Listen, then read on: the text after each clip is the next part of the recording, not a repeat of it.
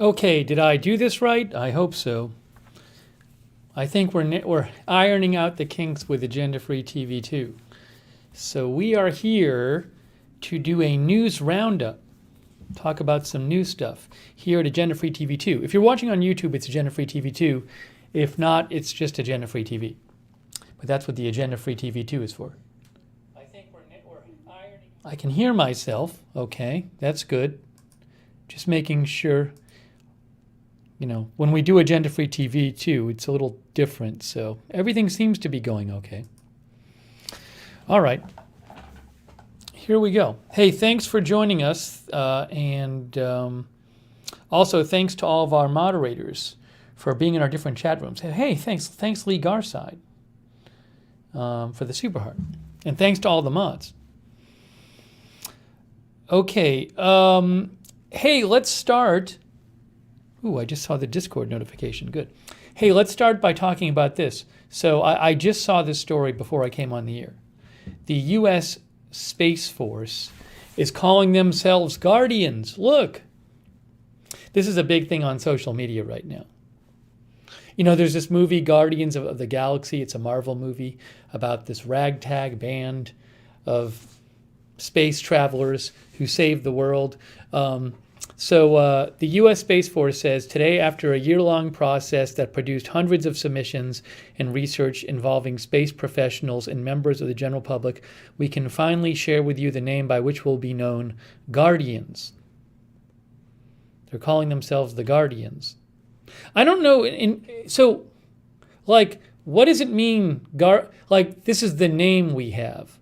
Like, do other branches have names? Like, does the Army have a name for people in the Army? Does the Navy, I guess Navy is sailors, Army is soldiers, Marine is Marines. Is that the idea, that you need something to say he's a Navy soldier? How about just a soldier? Why not soldier? So I'm a little confused as to what the context of the use of this term will be. When will this term be used? Like, if you have like a brother who's in the Space Force, you're not going to say, oh, my brother's a Space Force soldier. You're going to say, my brother's a Space Force guardian. I don't know if that's going to happen.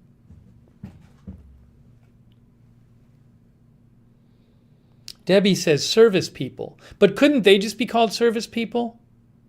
So again, I'm a little confused because I don't know that the other branches have names. Does anyone know? Toy Biederman says Marines are devil dogs, grunts if infantry. But that's like a nickname. That's not like an official name.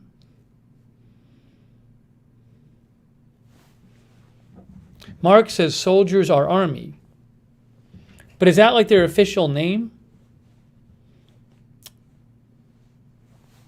Mark says Marines aren't soldiers. Kelly is kind says Navy is seamen. Anyways, so some people like it. Some people are making jokes about it. I don't know if people are going to use it. Jean thinks it's irrelevant.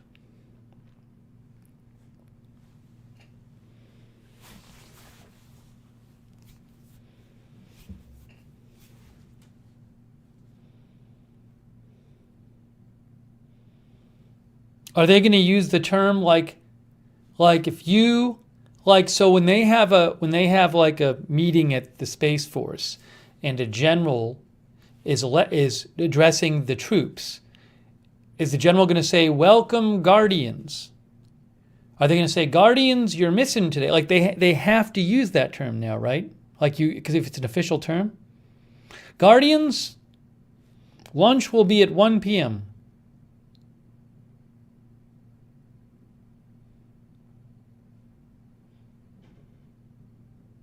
So anyways, that's happening.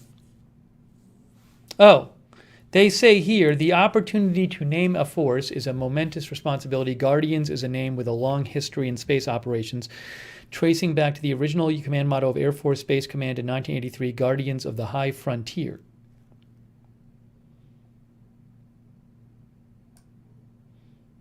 Okay, so Nosy Rosie says the general will refer to them as Guardians, yes.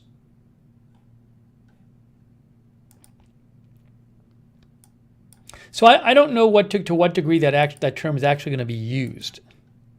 I just don't know. But it's an announcement.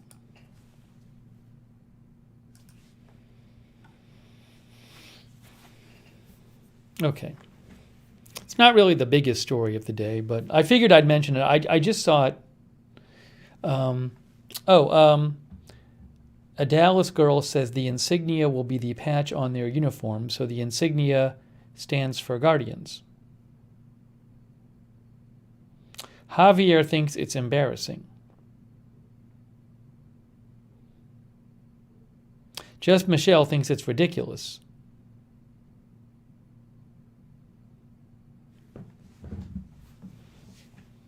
This is on the United States Space Force Twitter account. It's their Twitter account.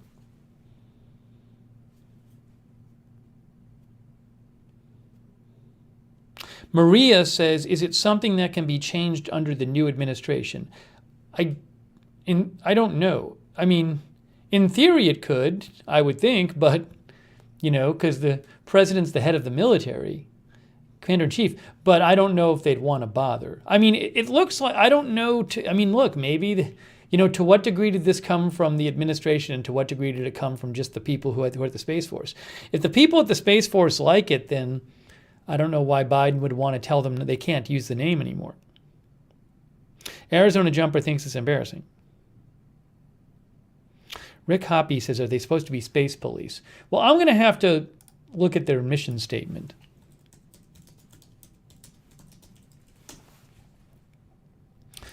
United States Space Force is a space service branch of the U.S. Armed Forces and one of the 8 uniformed services. Initially formed as Air Force Space Command on September 1982, it was established as an independent branch on December 2019. Basically, the department of the military that deals with space stuff. Space security, combat power protection, space mobility and logistics, information mobility, space domain awareness. If you want, these are all the responsibilities.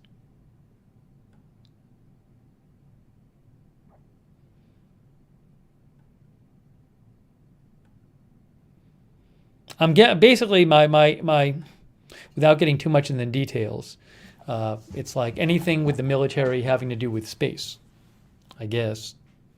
Although, like missiles have to do with space because some of them fly into space. But I don't think they control all the missiles. They do have Space and Missile Systems Center. Maybe they do. I don't know.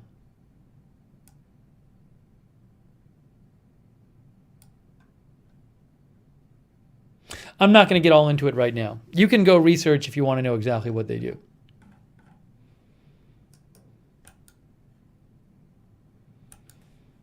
Okay. All right, so that's one story. I just saw this post by Justin Gray, who's with WSB-TV in Atlanta. He thinks it's just weird.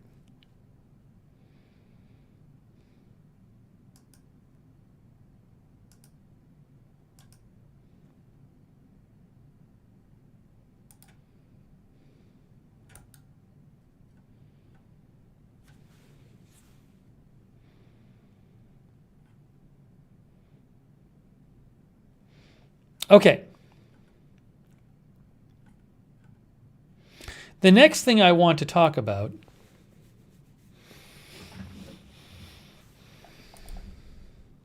let me take a couple more comments, by the way, from you guys.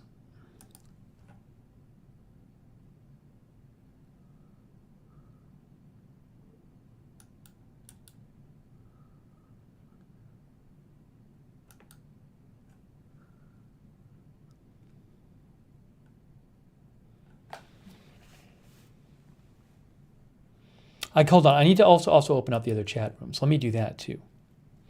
Let me get all the chats open to prepare.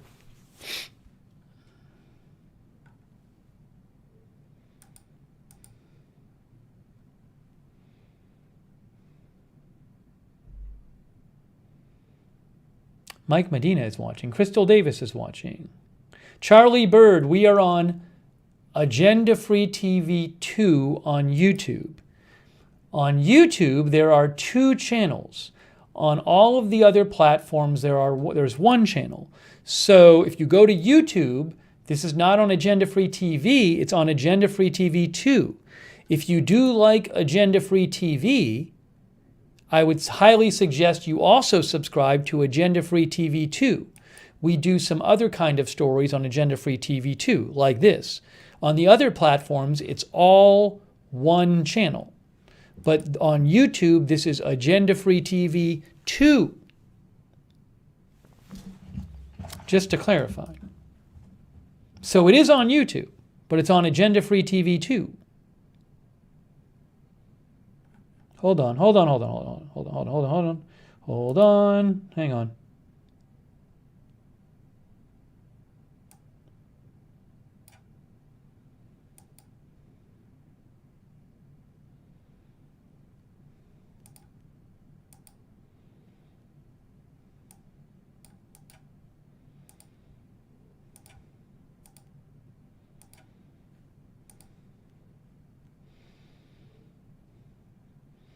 Our viewer Evelyn Camp said, Army is soldiers, Navy are sailors.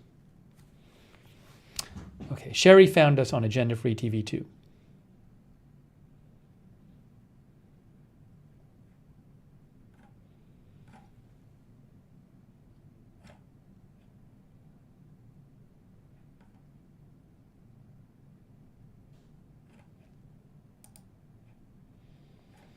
And hello to everybody watching on Twitch as well.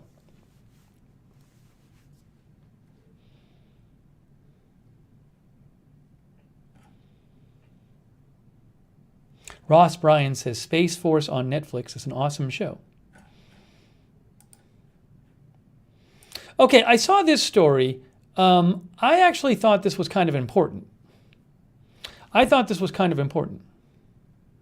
Ooh. Also, this is new. This is just out right now. Germany reports 31,559 new coronavirus cases, 843 deaths. Those are not good numbers. That's close to their high in deaths. Hospitalizations still going up there. That's close to a record. I don't know if it is a record. It's close to a record in Germany. I just saw that right now from BNO. I want to talk about this because I think it's an important story, if it's true. This one. So the Telegraph is saying that the Oxford vaccine they're saying that the UK is going to approve the Oxford vaccine, the Oxford-AstraZeneca vaccine, on December 28th or 29th. Now, in the US, you have the Pfizer vaccine. That's also a vaccine that's been approved in Canada and the UK and Saudi Arabia and Bahrain. You also have the Moderna vaccine, which is similar to the Pfizer vaccine, and the U.S. is expected to approve the Moderna vaccine in next couple days, maybe today. But this Oxford vaccine is a different vaccine. And it would be, I believe, significantly cheaper than the other 2 vaccines. And this is the first I've heard of a country getting ready to approve the Oxford vaccine. Now, the more vaccines, the better. It is thought that maybe this vaccine doesn't work as well as the Moderna and the Pfizer vaccines. Now, this article is paywalled, so I can't show you the article. What I can show you is it says senior White House sources believe that the UK Health Agency will authorize the Oxford vaccine on December 28th or 29th. That's pretty soon. So I'm wondering, like, if this does happen, like, might the U.S., in the next couple of weeks approve the Oxford vaccine? That'd be another vaccine. But I mean, that's a very important, if that happens, that's quite important.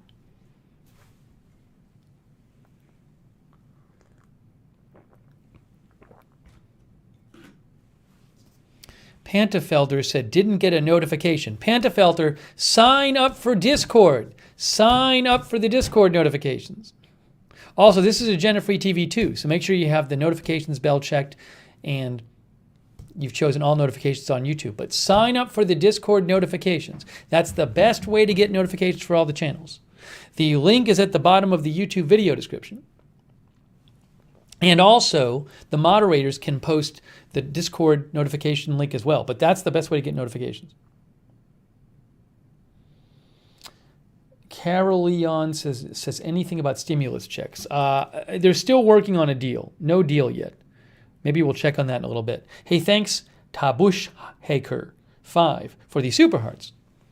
And thanks so much, Millie Medina, for your support. Hey, thanks, Millie Medina. That's very kind of you. Thank you. So I've been looking around. I just saw this story like an hour ago. Yeah, Miss Sal says no problems with storing the Oxford vaccine. Let's remind ourselves about the Oxford vaccine. Oxford-AstraZeneca.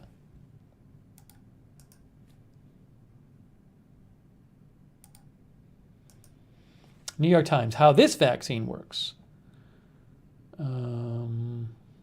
There's some uncertainty over how well it works. The Oxford vaccine is based on the virus's genetic instructions for building the spike protein, but unlike the Pfizer and Moderna vaccines, which store the instructions in single-stranded RNA, the Oxford vaccine uses double-stranded DNA. The researchers added the gene for the coronavirus spike protein to another virus called an adenovirus.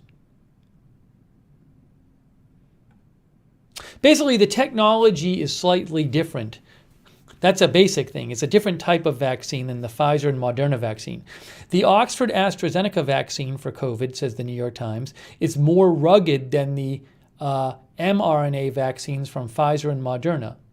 DNA, which it is made out of, is not as fragile as RNA, and the adenovirus's tough protein coat helps protect the genetic material inside.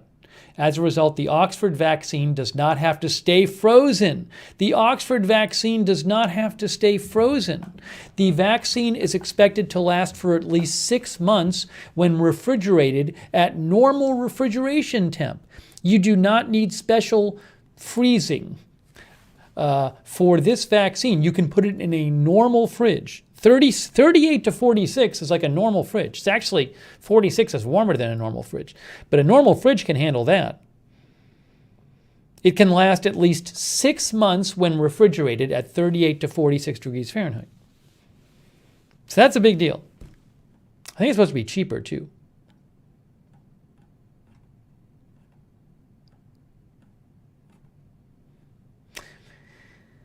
$3 to $4 for dose, I guess whoever buys it from them, governments or whatever. Let's see. The conversation, Oxford-AstraZeneca vaccine is cheaper than Pfizer's and Moderna's and doesn't require super cold temperature.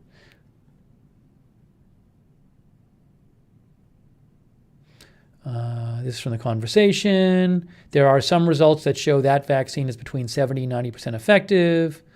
Although less effective than reportedly the Pfizer and Moderna ones are, this vaccine is still more effective than flu vaccines, which reduce the risk of flu by 40 to 60%.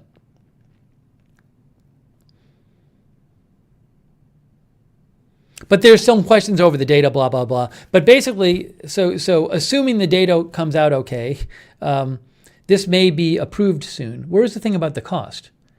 Not so frigid storage requirement.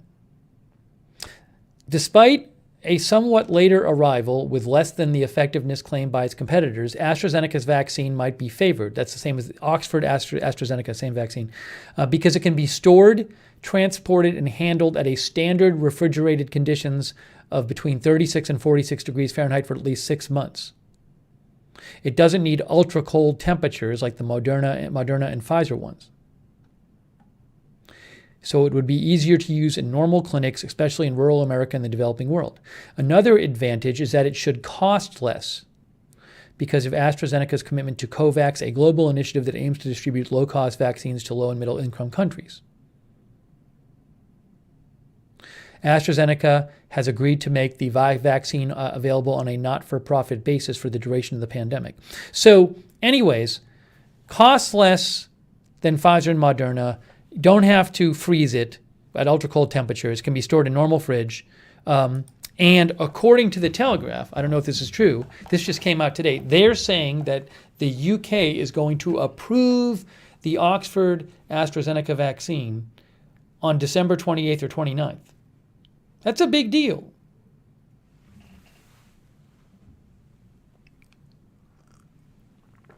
All right, let's take some comments on you. Connor Wells says UK has 100 million doses on order. I think I saw that.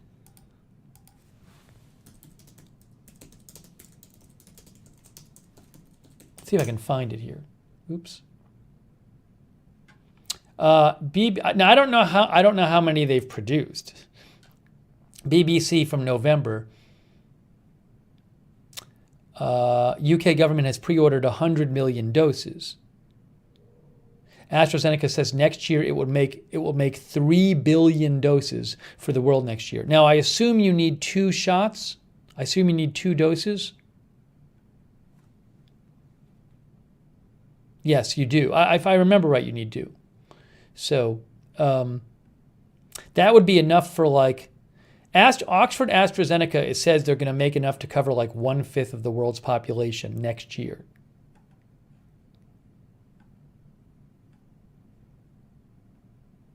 Yeah, doses, 2 doses. Regular fridge temperature. This is from BBC.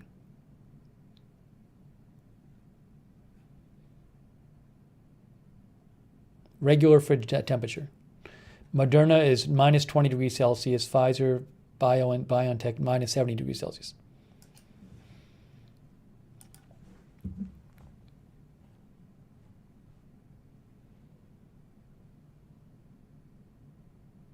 History Underfoot mentioned this story yesterday that came out about this, some Pfizer vaccine isn't getting distributed. I'll have to look that up. We didn't really talk about that. Now, I haven't seen this story anywhere else, though, about the UK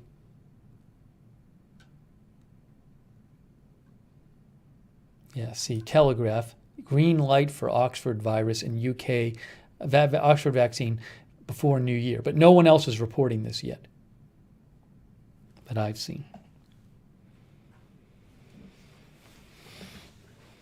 Greg claims he got vaccinated with the Pfizer vaccine yesterday. Greg, how did that happen? Are you a healthcare provider? That'd be cool.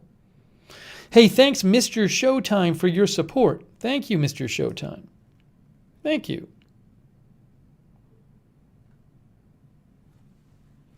Green-eyed lady says, I don't think we as individuals will have the option to choose which one of the various vaccines we get. So this is certainly a very interesting issue. The issue of if you have the Oxford vaccine approved as well as the Pfizer and Moderna vaccines, and the Oxford vaccine is less effective, although quite effective, but less effective, I'm assuming the regular average person will not get a say. I'm assuming if they say you get a vaccine and you can come in and get a vaccine, you're going to have to take whatever you get, right? So maybe the Moderna one is 95% effective and the Oxford one is 75% effective. I don't know that you're going to have a choice.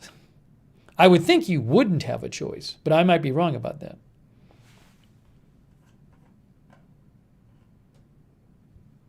Now, also, another consideration is I would think they would save, since the Oxford one doesn't need to be kept at ultra cold temperatures. If you're in there's plenty of places that don't have the facilities to store ultra cold vaccines. So, for example, if you're in a rural area, this might be the only one you can get right now.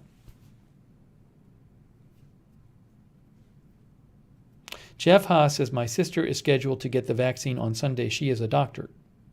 Greg says, I'm a paramedic, so I got the vaccine early. Cool. Greg said he's had no negative effects.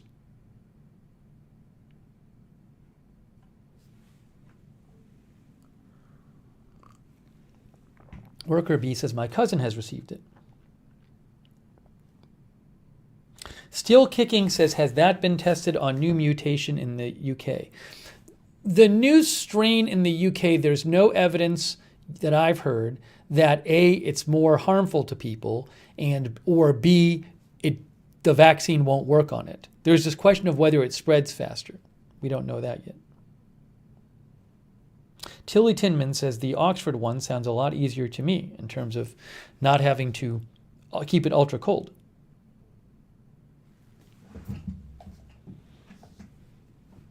Chippy Neal, who's in the UK, says UK have said take the one offered to you or you miss out. Shaft says I'm scheduled to get it next week.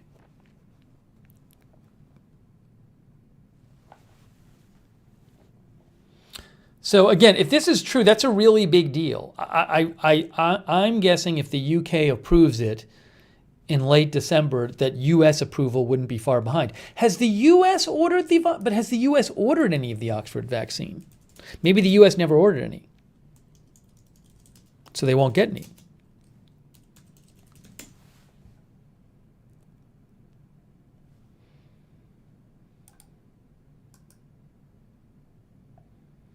Nature has an article here. Vaccine pre-orders. Well, where's US? I don't know if this is going to tell me. I'm not going to read through the whole thing.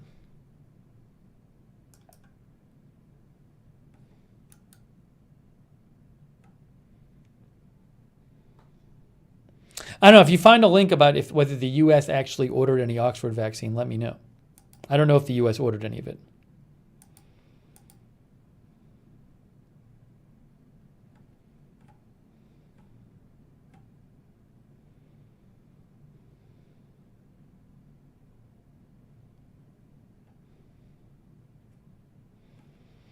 Okay, take some more comments here. Hey, @Lookner on Twitter is where you can write to me. Oh, hold on a second. Hey, look at this. Hey, look. ITV News. Source close to Prime Minister Boris Johnson says there is growing concern tonight about a new strain of COVID.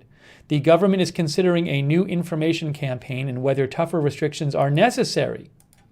Ooh. That's from Paul Brand. The health secretary announced earlier this week that a new variant of the virus had been discovered in the south of England, which appears to be spreading more quickly. Today, the prime minister didn't rule out a third lockdown come January, with the R rate back above 1 again.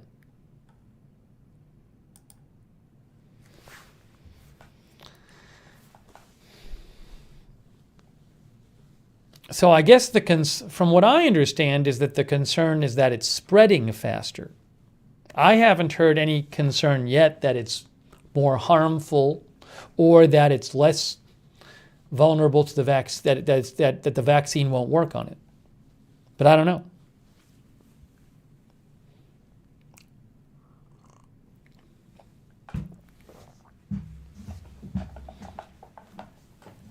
Doom Chaser says, new strains is the danger I keep saying.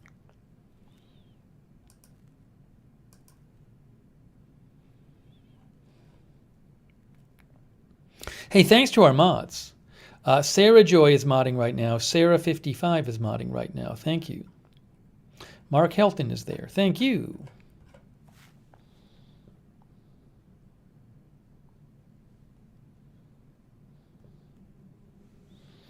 Thanks to our Periscope mods, too. And our Facebook and Twitch mods. Thank you. Hey, Nicole Fleury, thanks for the stars, Nicole Fleury. That's very kind of you.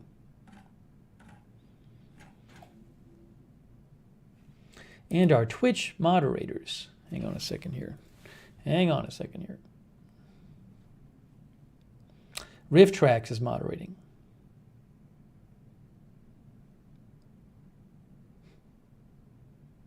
Death Squad says, you don't pay attention to us. There's 4 chats. I can't look at all the chats at once. I have to do my best.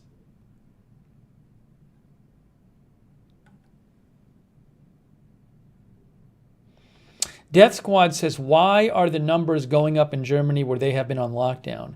Well, they weren't on a total lockdown in Germany. In Germany, until very recently, they were on like a partial lockdown.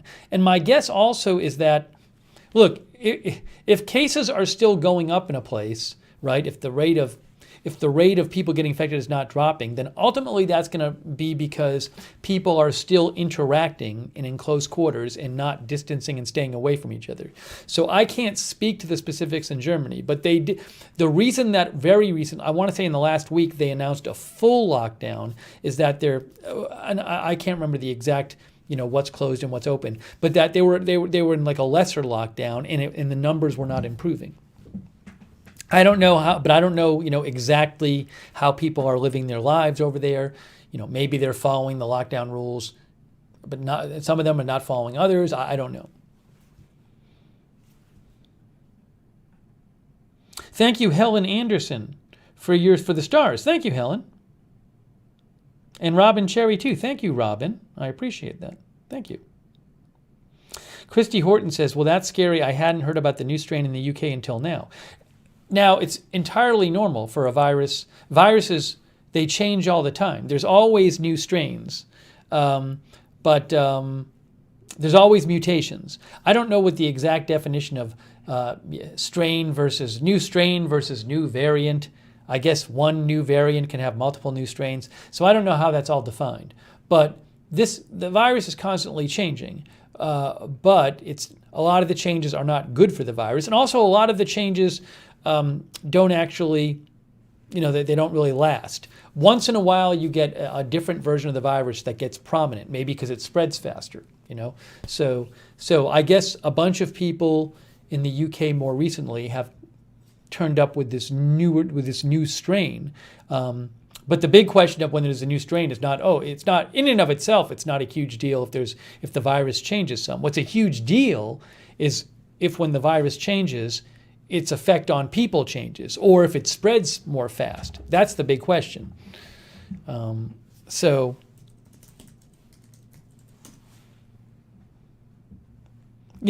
saw an article today, a couple articles about South Africa. There's a new strain in South Africa. I mean, this is like a new thing, but I don't know. The big question is it like, you can see there, that's from Washington Post today, South Africa's second virus wave is fueled by a new strain, teen rage festivals. But I don't know if the strain is any different significantly than the previous strains.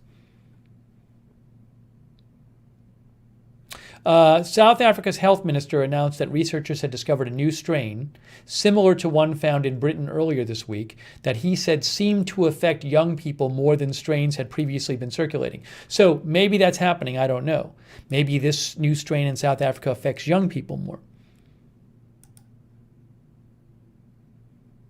They are seeing in South Africa, the health minister said, they are seeing a larger proportion of younger patients with no comorbidities presenting with critical illness.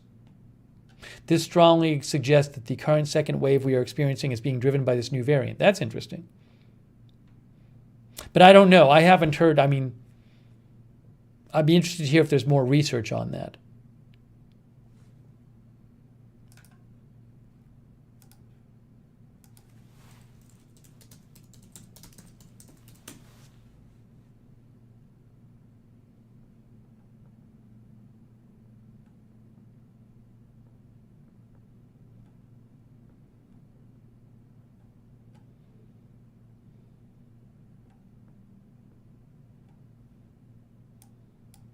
By the way, speaking of the new strain in the UK, BNO also said, BNO Newsroom, British Prime Minister Boris Johnson met with senior officials tonight to discuss the new virus variant, and new measures could be announced as early as tomorrow.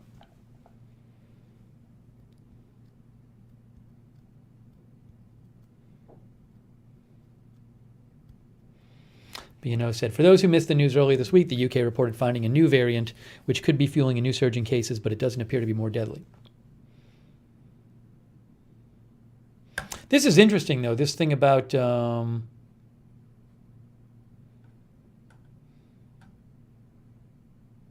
South Africa's health minister tonight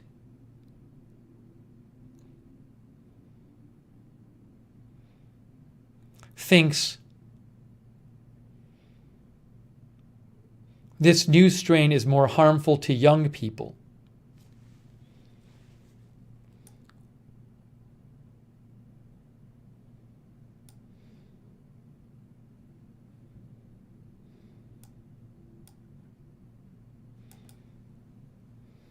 Hang on.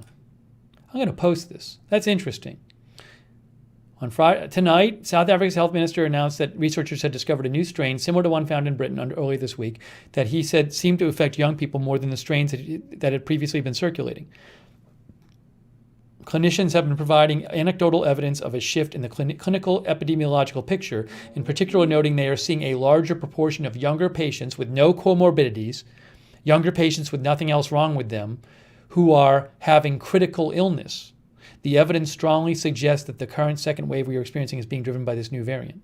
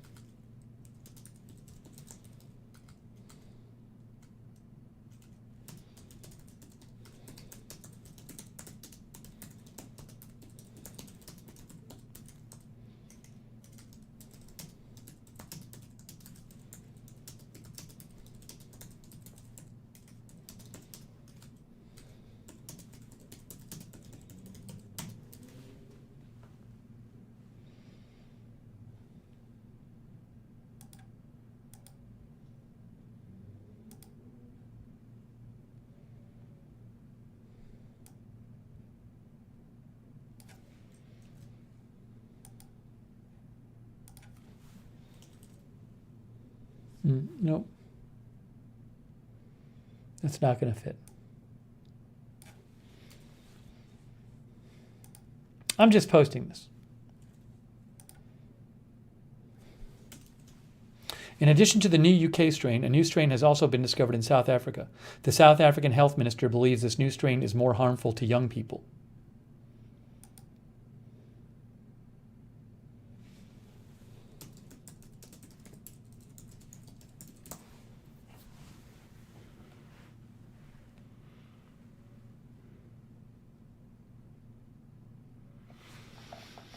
Did I get this right? In addition to the new UK strain, a new strain has also been discovered in South Africa. The South African health minister believes this new strain is more harmful to young people than previous strains. All right, that's fair.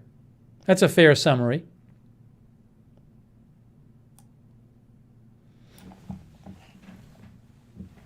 So we'll have to see research. You know, in this article here, it says anecdotal evidence. Clinicians have been providing anecdotal evidence. That means there's not been like a real scientific study. That means like, well, we're hearing from some doctors and they're telling us, well, it seems to us that more young people are getting, who don't have anything otherwise wrong with them, are getting seriously ill. But this would need to be something that's actually studied done in a study using scientific methods that are accepted as the proper way to do research. Just hearing some doctors say we think this is maybe more harmful to young people doesn't really prove anything. You have to do a rigorous test or research of whatever kind. So that's something to keep an eye on too about South Africa new strain. That's from the Washington Post. Sorry, I just saw that story right now.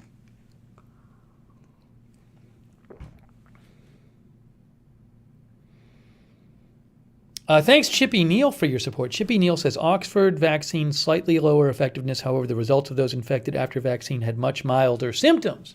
That's what Chippy Neal says.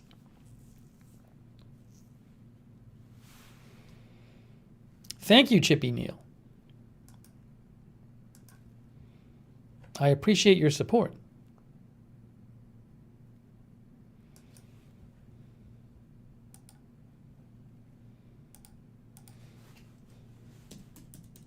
Hang on one second. I want to take some more comments from you guys here.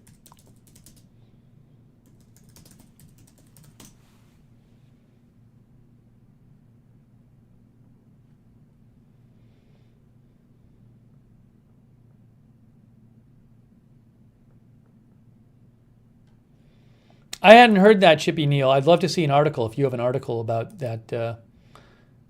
That you're saying that the Oxford vaccine, people had milder symptoms who got the virus, who got the disease than other vaccines. I'd be interested in seeing that if you have an article.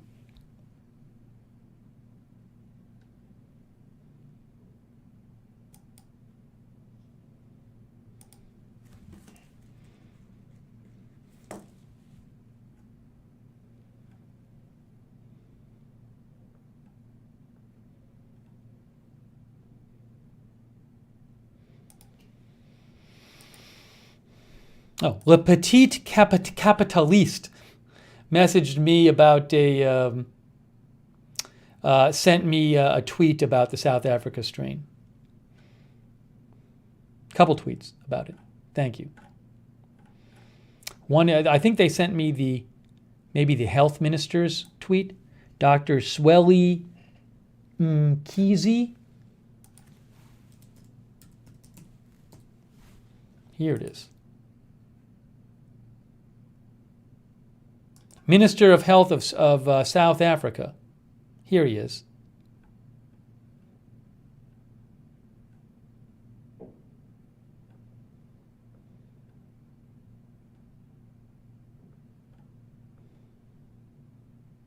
He says, a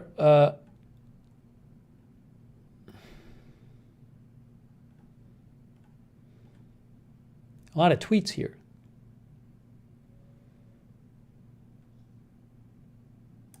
Yeah, he said, clinicians, here, look, we have convened this public briefing to announce a variant of the virus has been identified in South Africa. Clinicians have been providing anecdotal evidence of a shift in the clinical epidemiological picture, in particular noting that they are seeing a larger proportion of younger patients with no comorbidities presenting with critical illness. That's the quote from the article we saw.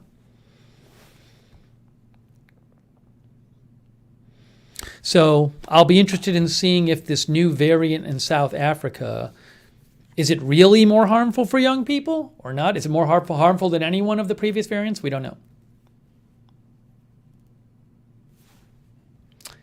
He said the higher viral load in swabs may translate to higher efficiency of transmission. They don't know. We are seeing a much higher proportion of the new variant than the rest of the world. We don't know where it originated.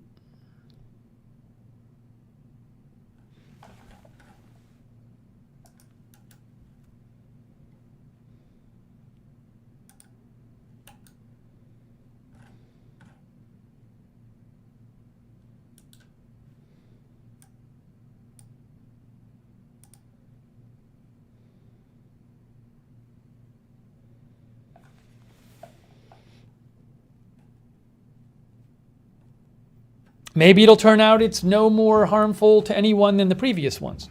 We'll have to see. C. Michelle Sparks says, what's the difference between a variant and a strain? I was talking about this earlier. I don't know, but I feel like I've heard it discussed like a strain is a smaller change than a variant. So my guess is that people who study this stuff, like immunologists, they have a technical definition of what the difference is between what kind of change in a virus constitutes a strain and what constitutes a variant. I'm guessing that there's certain bigger and smaller changes that can happen. I don't know the specifics of that.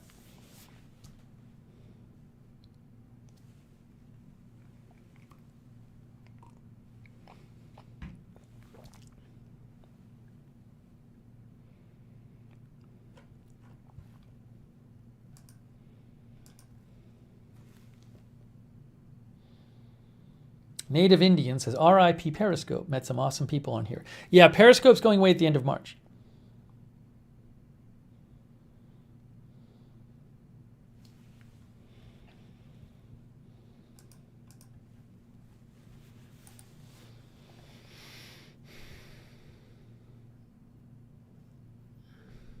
And again, as I read earlier, there's concern about the new strain in the UK. Paul Brand, source close to the Prime Minister, says there's growing concern about a new strain in the UK.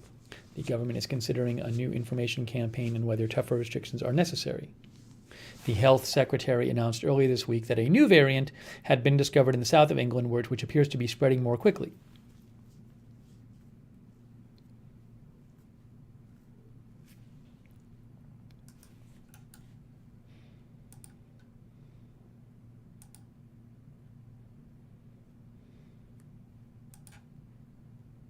Oh, Connor Wells also sent me the same tweet. Thank you, Connor. Yeah, Charles Goki sent me this article. This is from the South African government. New COVID variant. Yeah, this is the same stuff as we were reading. This was the stuff that's on the health minister's timeline. Thank you, Charles.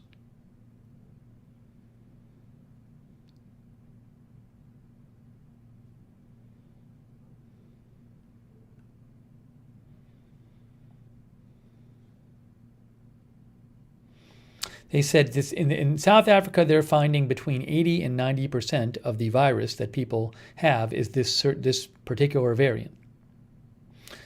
It has been reported in other countries, including the UK, Australia, and several others.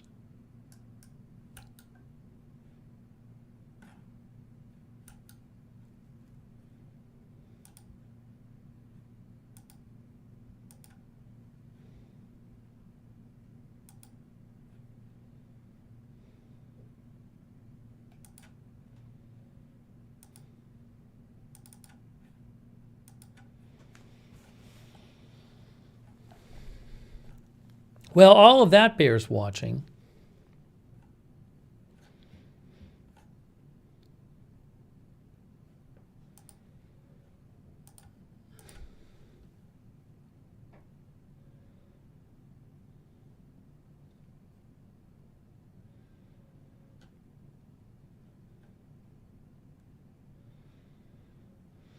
Death Squad says, what happened to Periscope? Twitter announced that that Periscope is going away. They bought it a while ago, and they announced it's going away. They say that they've incorporated Periscope's capabilities into Twitter, basically, but they haven't. Because, I do this broadcast, and I send it out to Periscope a certain way, and I can't do that on Twitter right now.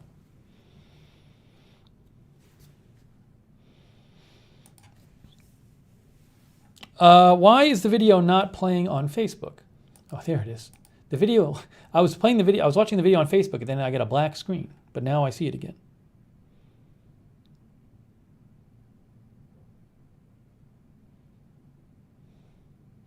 Ron Dorland says the main cause of a harmful outcome for younger people is more of a social economical situation than viral causation. Look, we'll have to see when they do I'm sure there'll be more research done in South Africa on whether that strain is really more harmful to young people or not. That's going to have to be something they research. Thanks, Elizabeth Cameron, for the stars. Thank you, Elizabeth.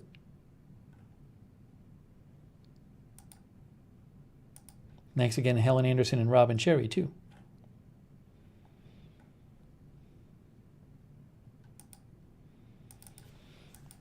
Okay.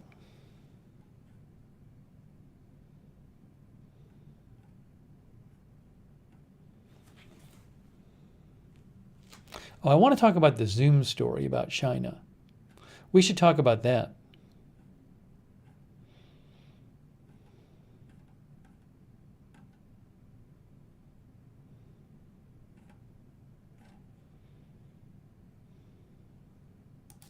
There was a Chinese employee of Zoom who the Justice Department said, got a bunch of US-based Zoom chats shut down. They were talking about the Tiananmen Square anniversary, and the Chinese employee of Zoom got the chats shut down. Let's see if I can find you this. Zoom employee is charged with censoring Tiananmen dissidents. They actually have the charging document. But let me show you this. This was interesting. So Zoom is, the Zoom is this, a lot of you have used Zoom. It's like the video conferencing software and platform. A Zoom employee working in China has been charged by the U.S. with conspiring to censor Chinese dissidents and disrupt a video conference commemorating the anniversary of the June 4th, 1989 Tiananmen Square The crackdown. Federal prosecutors in Brooklyn, New York say Xinjiang Julian Jin, 39, was a San Jose, California-based telecommunications... What? A San Jose, California-based telecommunications companies... No, it's confusing. I thought he worked in China. This is poorly written. The company is based in San Jose, California, okay? It's not... Jin is living in China and not in custody. The Zoom, whose video conferencing app has become ubiquitous during the pandemic, apologized in June for shutting down 4 Tiananmen Square commemorations at the demand of the Chinese government. Zoom pledged at the time it would not let Chinese government demands affect users outside of China in the future.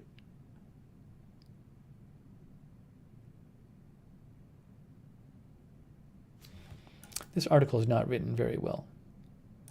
Here's another one. Let's go to Mashable. Zoom employee secretly censored users on behalf of China, alleges Department of Justice.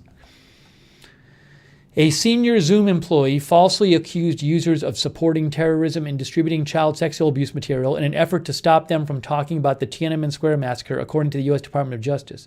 In a lengthy criminal complaint, the DOJ details how the employee, Xinjiang Jin, worked to spy on and censor Zoom users across the globe.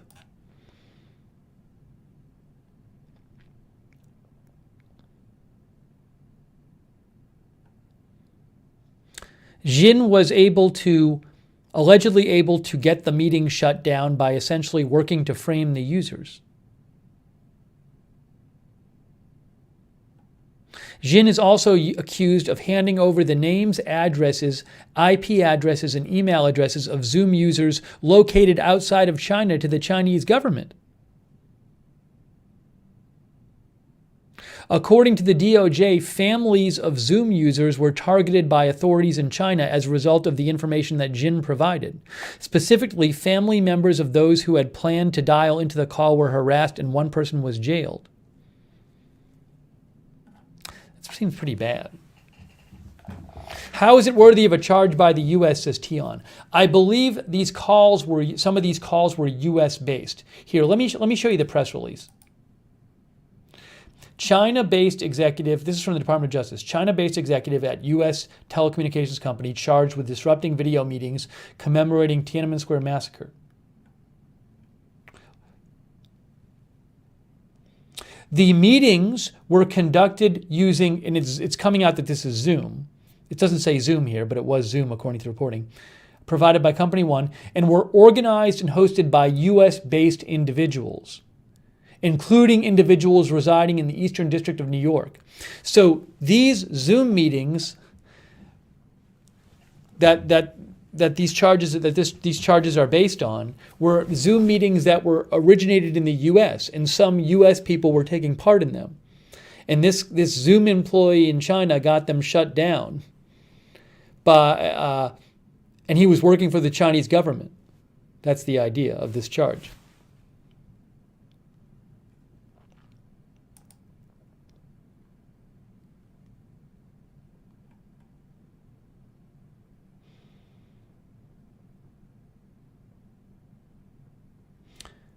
Jin and others conspired to use Company One systems in the United States to censor the political and religious speech of individuals located in the United States and around the world, at the direction and under the control of officials of the Chinese government.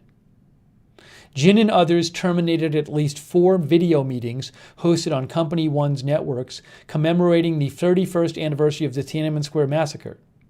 Most of these meetings, which were organized and attended by U.S.-based participants, such as dissidents who'd participated and survived the protests.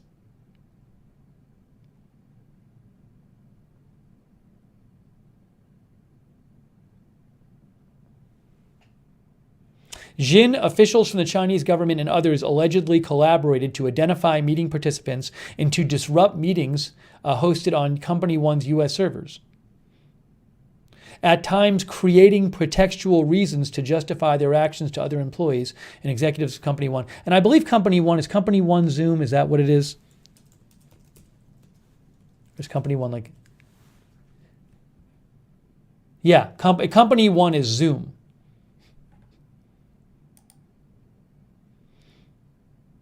Basically, they would make up fake complaints about people chatting on Zoom to get the chat shut down. They fabricated evidence that Zoom users had discussed child abuse or exploitation, terrorism, racism, or incitements to violence, and sometimes included screenshots, fake screenshots. They made a fake screenshot of somebody, a user, holding a flag resembling that of ISIS. And then they used that to get Zoom to shut down these chats and to terminate user accounts of people who were hosting these chats about the Tiananmen Square massacre. Then the Chinese government took advantage of this information provided by the Zoom employee to retaliate against and intimidate participants residing in China or China-based family members of meeting participants. So if you were in one of these meetings, there were some people who China found out you were in one of these Zoom meetings talking about the Tiananmen Square massacre, and they took action against your family in China because a Zoom employee ratted you out to the Chinese government, according to the DOJ.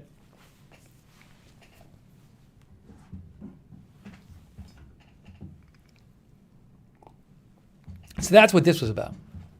This came out today. History Underfoot says, could easily frame people spooky. Carol Reed says, my doctors won't use Zoom. I mean, it's concerning that you have the idea that you could be on a Zoom chat and an employee of Zoom could take your information and start giving it to the Chinese government.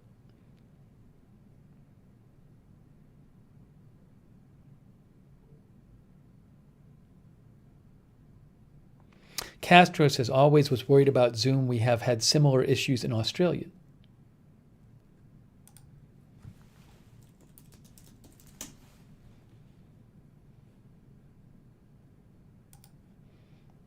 China-based exec charged with sabotaging Zoom conferences.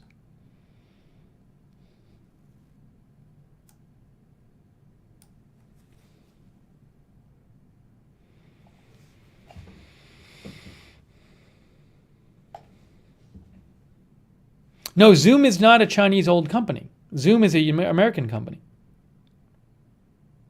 He served as the company's primary liaison with the People's Republic of China.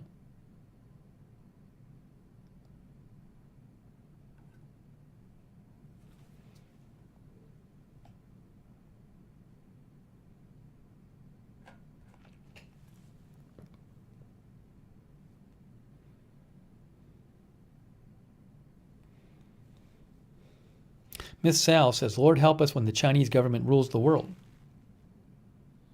Old Raj thinks that's huge news.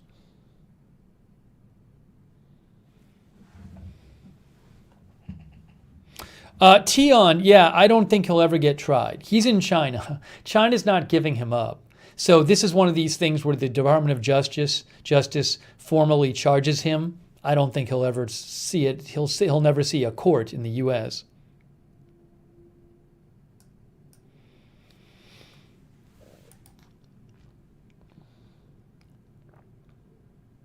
Jay Allen says Zoom needs to have hackers that can be hired to protect Zoom. Helene Bemis says some school systems have issues with Zoom classes being hacked. Ron Dorlin says typical playbook. Duster Singer is watching.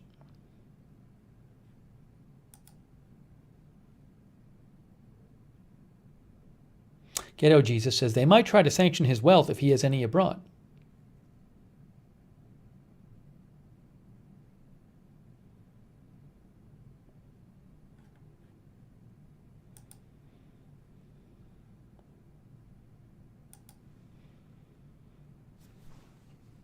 And again, that wasn't this. These were chats that Zoom chats that originated in the United States.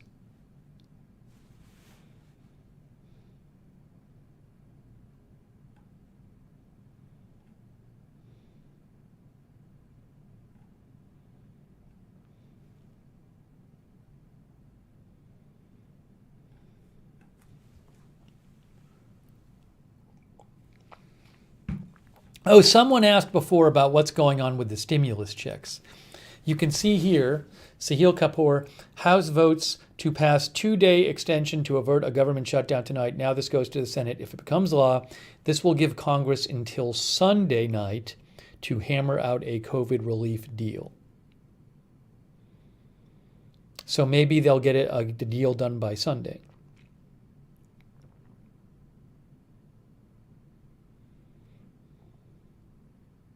Blankets says, why is there 2 channels? Blankets, I did a whole video about this, but basically, Agenda Free TV 2 is for some different kind of news stuff we wouldn't do on Agenda Free TV. You know, Agenda Free TV, a lot of people subscribed and they have certain expectations. So they expect, say, like breaking news coverage of a big news event.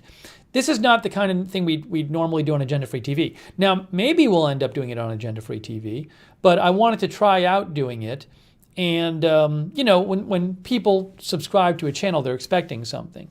So I don't want to like force stuff on people who didn't sign up for that. So this is a channel where we can cover some other news that's a little more obscure and do things like this. And so that's why we have the second channel. But I did the first video on this channel is... there should be one. No, I did a video on Agenda Free TV called New Channel, I think, if I can find it here.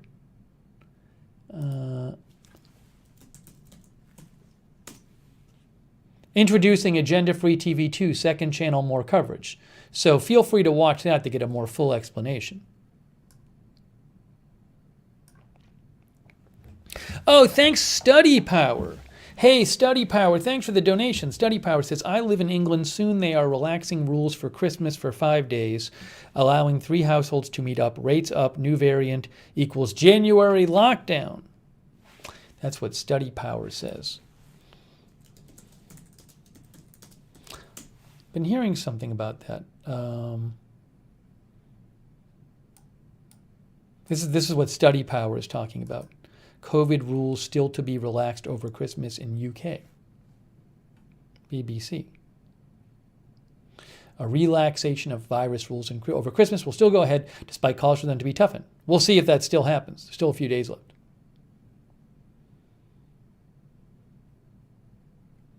What are the Christmas rules? Between December 30th, 23rd, and 27th, you can form a Christmas bubble comprised of people from 3 households. You can travel between tiers and between UK nations to meet your bubble. Blah, blah, blah, blah, blah, blah, blah, blah, blah. I don't know all the specifics here.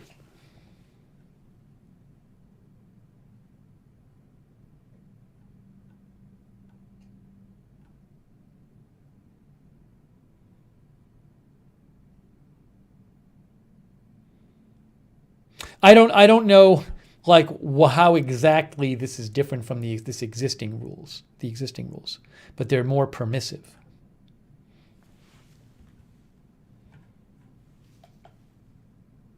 Victoria Neeson says, I'm in a Tier 3 region and our mayor has stopped the Christmas mixing here.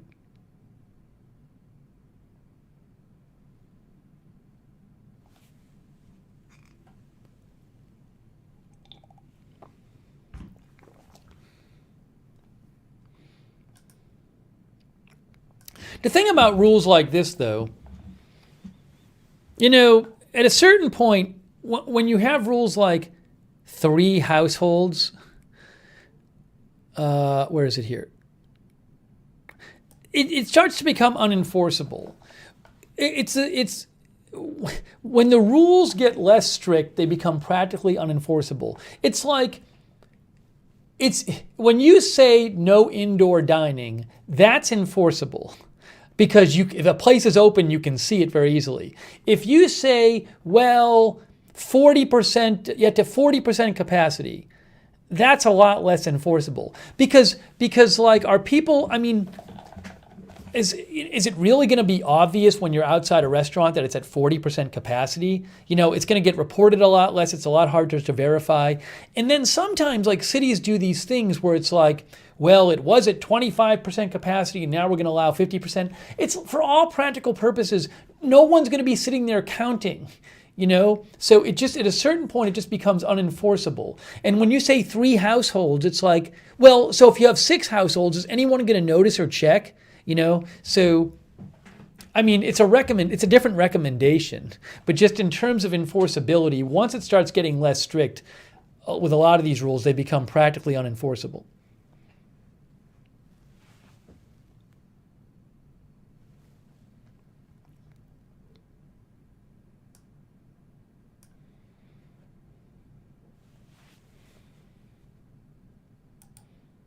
Sweetie B says, should be a recommendation. Paula says, I will be visiting my older brother and his family for Christmas. I will be taking precautions. I am in North Texas.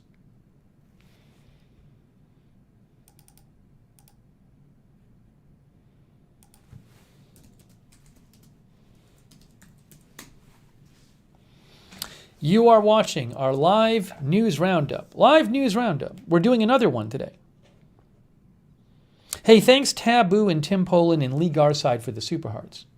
And thanks for the Facebook stars. Elizabeth Cameron, Helen Anderson, Robin Sherry, and Nicole Fleury. We're trying out this format.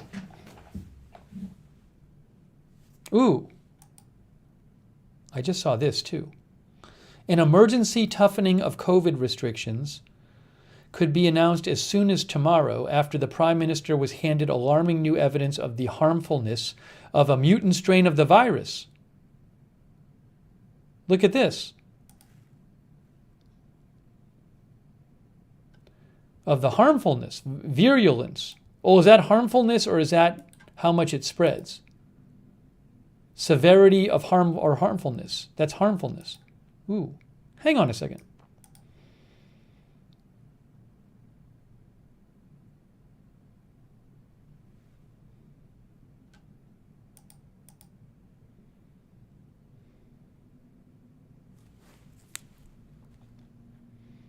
The Telegraph is doing some good reporting. I might have to sign up for a trial of the Telegraph. They're doing some good reporting today.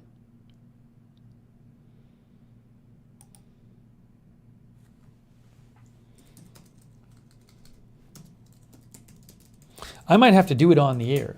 They have like a deal.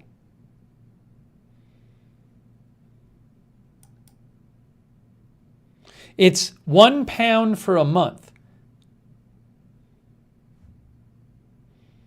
It says try 1 month free and then $3 for 3 months. I could do that. I mean, I'm not going to read it that much because I'm not in the UK, you know? That doesn't sound like a bad deal, though.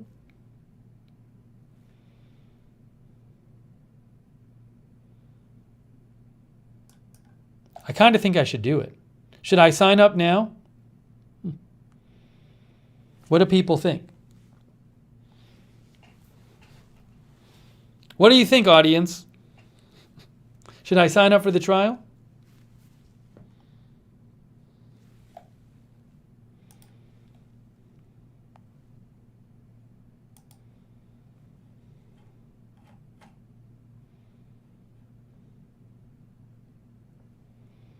No one has an opinion. Nicole says go for it. Jonathan Fox says yes. I'm going to have to get my wallet. I'm going to have to go get my wallet. I'm going to sign up on the air. I'm going to sign up right now. Hang on. Give me a second. I'm going to go in the other room. I'm going to do this. I'm warning you.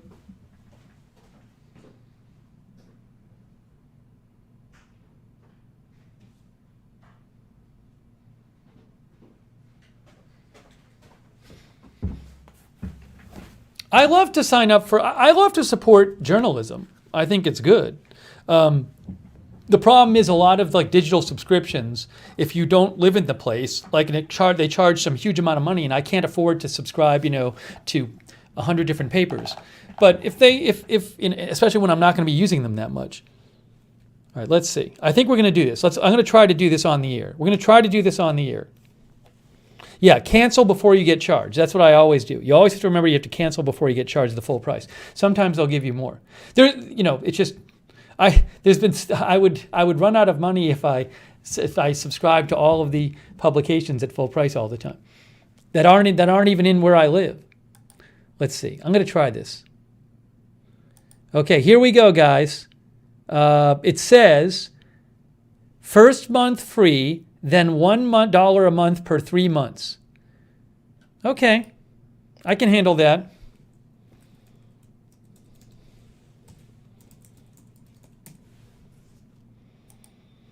Claire says the Telegraph has been good yesterday. Look there.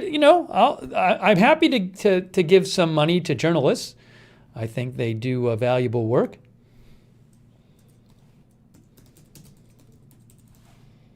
Ooh.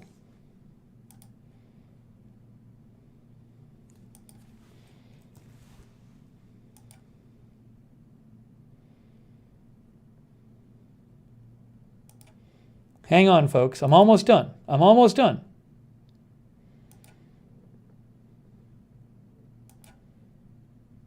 It's working. It's working. That's it. I did it. Hooray. Hang on. I have to write down that I'm going to have to remind myself to cancel it when they're going to start charging me full price. I love the idea of giving them money. I'm serious. I just, I have a limited amount of funds, so I have to remind myself to write that down later. Okay.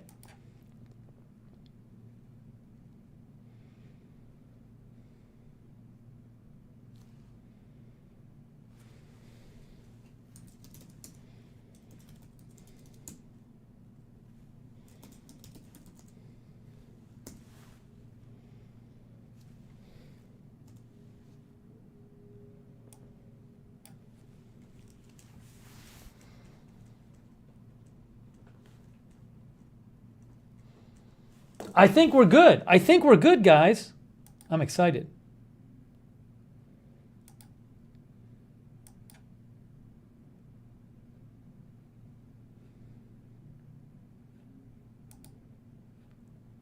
Okay, we are in.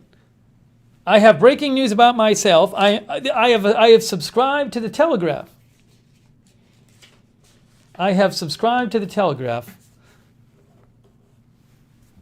Thank you, Telegraph, for offering a trial subscription. Claim on my taxes. I will. It's a business expense. Okay, here we go. So look at this. Alarming new evidence on coronavirus mutation could bring tougher restrictions. The Prime Minister called an unscheduled meeting of senior ministers on Friday night to discuss how to contain the new variant. An emergency toughening of COVID restrictions could be announced as soon as Saturday after Boris Johnson was handed alarming new evidence of the transmissibility of a mutant strain of the virus. I guess that would mean how fast it spreads. Travel restrictions are among the measures under discussion, with one source suggesting the government could even restrict travel between the southeast and other parts of the country. The Prime Minister called an unscheduled meeting of senior ministers on Friday to discuss how to contain the new variant, which has so far been largely confined to London and the southeast. An alternative would be to ban commuters from traveling into London. So the idea is this new variant is in a certain part of the country and they want to keep it there. They don't want it spreading throughout the country.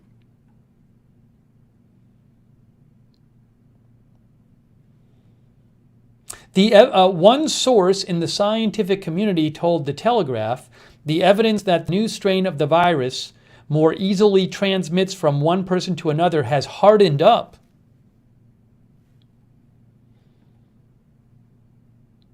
The meeting of ministers was expected to continue late into the night, with Whitehall sources refusing to rule out a press conference on Saturday to announce additional restrictions.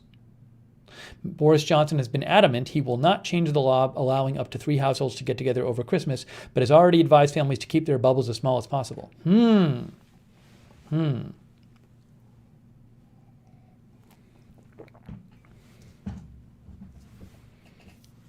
Victoria Neeson says we've jumped from roughly 15,000 to almost 30,000 daily since the new variant emerged.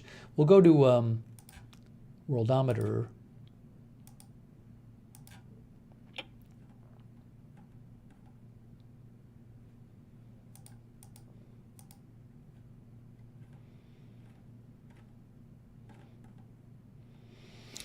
There's cases. How many did they have today? I have to imagine this increase is not from testing, because I can't imagine the testing has gone up that much in 2 weeks. See, I wonder, is this because of the new variant? Look at how recently that is. Look at how recently it does this.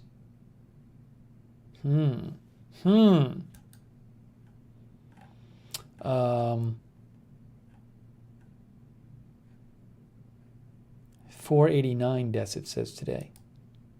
That's interesting, though. I like, see that? It like they have the second wave, and then it goes down, and then it goes back up.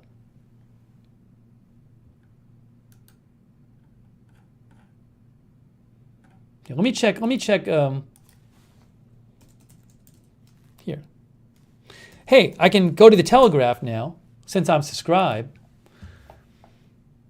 See, they also say green light for Oxford jab before New Year. We talked about that earlier. They say that on the December 28th or 29th, their sources are telling them that there's going to be the new vaccine approved. But we talked about that earlier. Here, this says figures.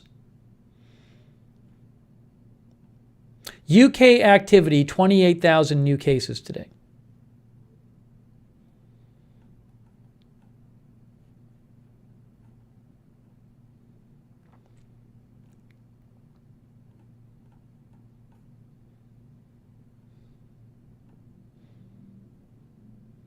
Oh, see, this says cases are once again surging after the lifting of England's month-long national lockdown. So maybe that's what it is there. I don't know, or maybe it's that and the new variant.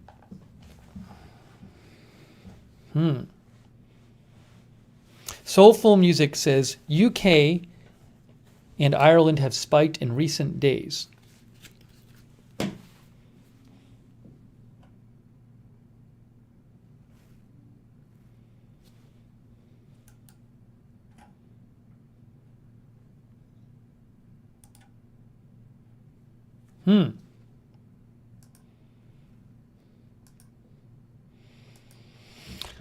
We are doing this. Oops, hang on a second. It's our news roundup. News roundup. I like doing the news roundup because we don't have to necessarily stick to one topic. Mr. Marvell says, I'm in the southeast of England and this sucks. I don't know. I got to take some more comments though. What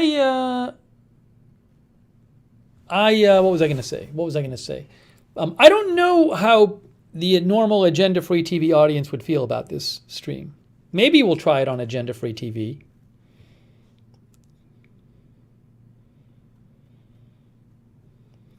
They might not like it.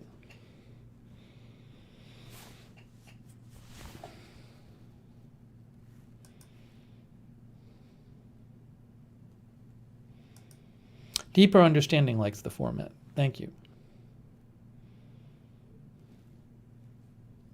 Also, we'll have to see if people donate in the new format as well. That can certainly be an influence as to how much I do it. Obviously, but thank you to the people who donated. I really do appreciate it. Thank you.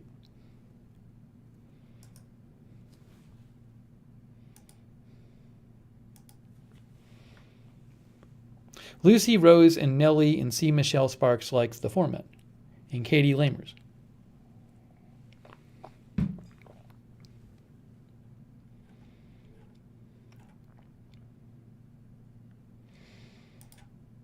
Well, I'm behind on taking some comments. Oh, hey, thanks Shelley Bowen for the stars. 2-week streak. Thank you, Shelley. Thanks, Shelley. I appreciate it. Patty thinks we should try it on... No, Patty said do it. I think Patty was saying sign up for the Telegraph. Thanks, Jay Allen. William Stade likes the format.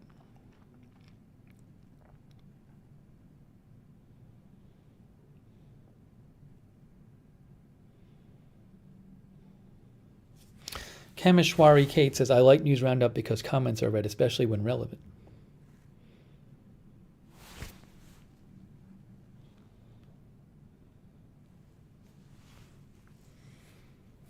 Jay Allen thinks, well, Jay Allen points out how this is a seasonal virus, it's believed, and it survives better in winter. So cases going up anywhere in the winter can, at least in part, I would think, be attributed to the fact that it's winter. But in the UK, you have that weird thing where it like went down and then up in the winter. We were just showing you this.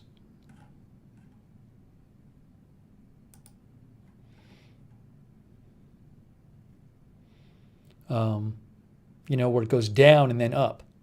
So I don't know how much of that is because the lockdown ended and how much of it is because of this new variant. Jeff Howe likes the format.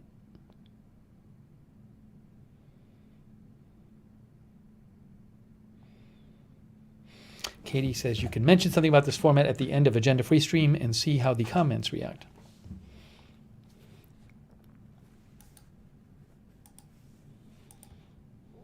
Now that I'm subscribing to the Telegraph on my trial subscription, I might need to follow them on Twitter.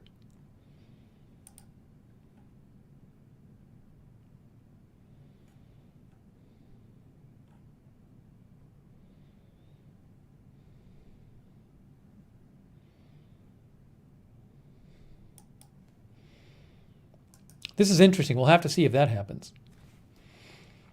Ha! Melissa McQueen, thank you, says, all right, fine, you made me make my first donation. Oh, thank you. Thank you, Melissa. That's very kind of you. I appreciate that.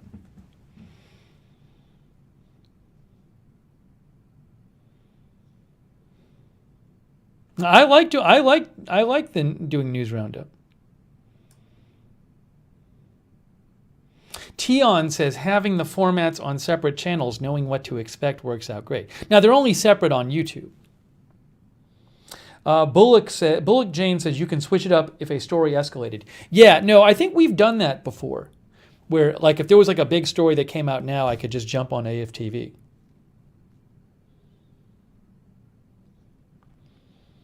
Misha says, keeps things exciting. Thank you, Misha, for moderating in our Periscope chat. Thank you also, Mark Helton, Sarah Joy, Sarah55, who are moderating in our YouTube chat. Thank you. And our Twitch moderators, too. RiffTrax has been in there moderating. And our Facebook mods. If anybody's interested in being a volunteer moderator, we can always use more moderators. That would be amazing. Talk to the moderators, and they will let you know how to get more information on that. Daily Disclosure is moderating in Twitch right now.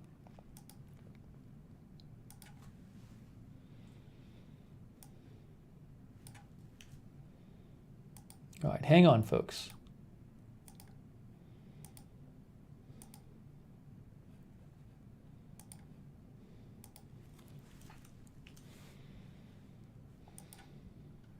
I want to retweet this, but I can't because it's an interesting story. But when it says virulence, virulence implies more harmful.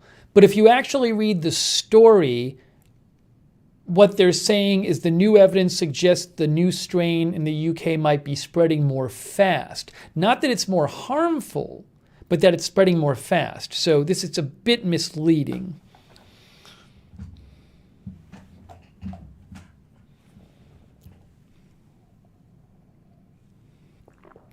Oh, hold on a second here.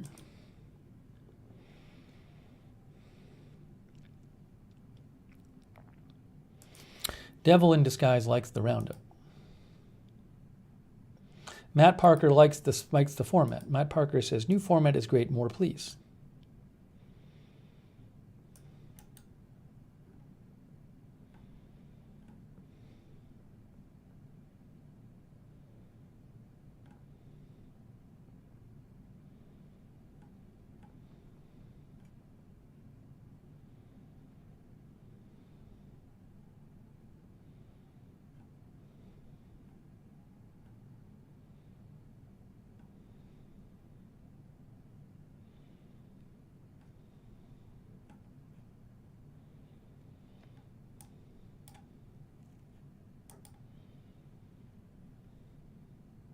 Chippy Neal sent me this.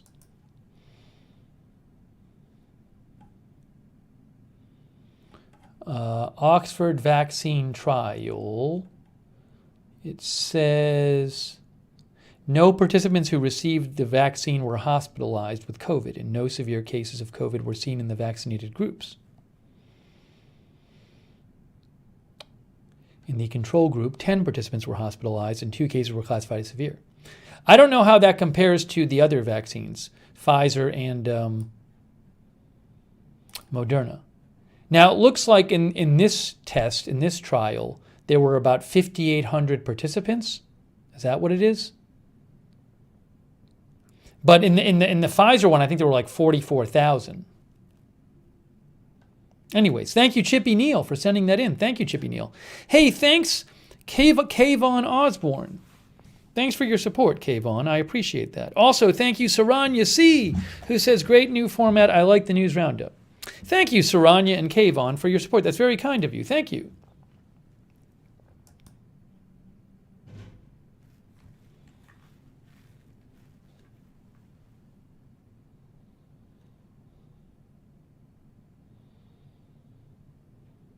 I just had for a second, I had a big worry. I got a text from my brother that said, Mom's birthday.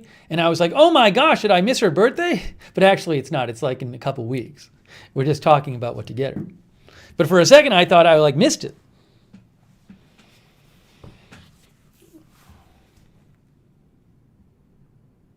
Sue Baker says, the big guns and TV are getting their shots in the arm today. Historical.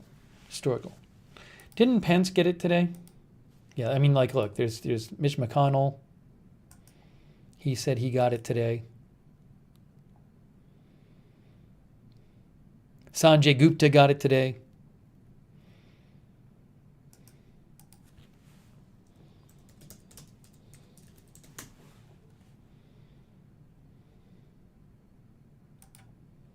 There, right there. I wasn't up for that. Too early for me.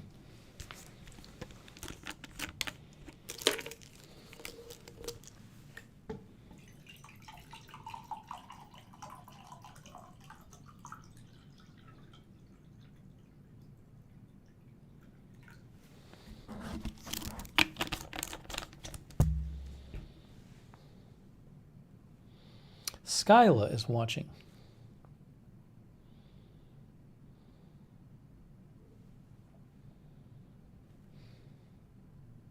All right, hang on a second here. Oh, thanks, Ann Lee. That's so kind of you, Ann Lee. Wow, that. I don't know that I've seen that sticker before. Hang on a second here.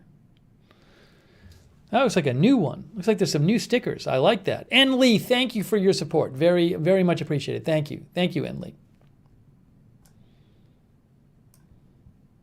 Oh, and thank you to Study Power. Study Power says, I love the format, and you cover news I miss in the UK. Today it was revealed our Greater Manchester Police failed to record 80,000 crimes in 1 year. I hadn't seen that. Thank you so much, Study Power.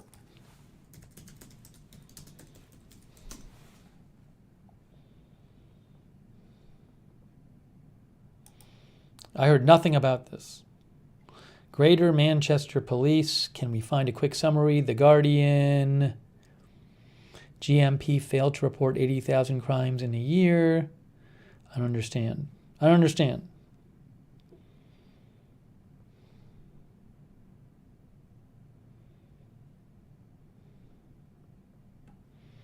Why would they not report the crimes? It's a story I know nothing about. Daily Mail. The forces officers failed to report 8,000 crimes in 2020, a fifth of all offenses. Why was this?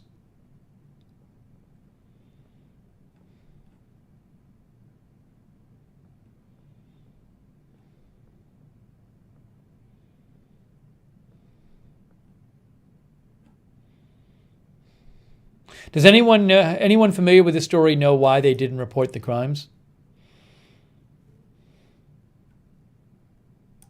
BBC. A week ago.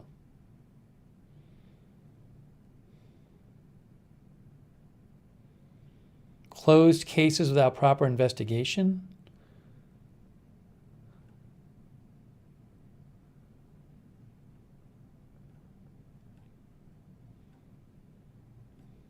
I don't know. I do not know. If somebody has an article that talks about it, let me know.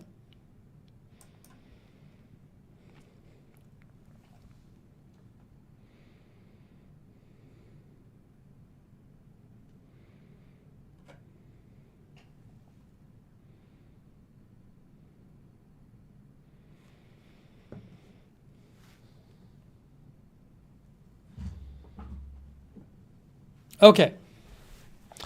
Let's check. I haven't heard much new about the hack today. I've been looking for more updates about the hack. What is this?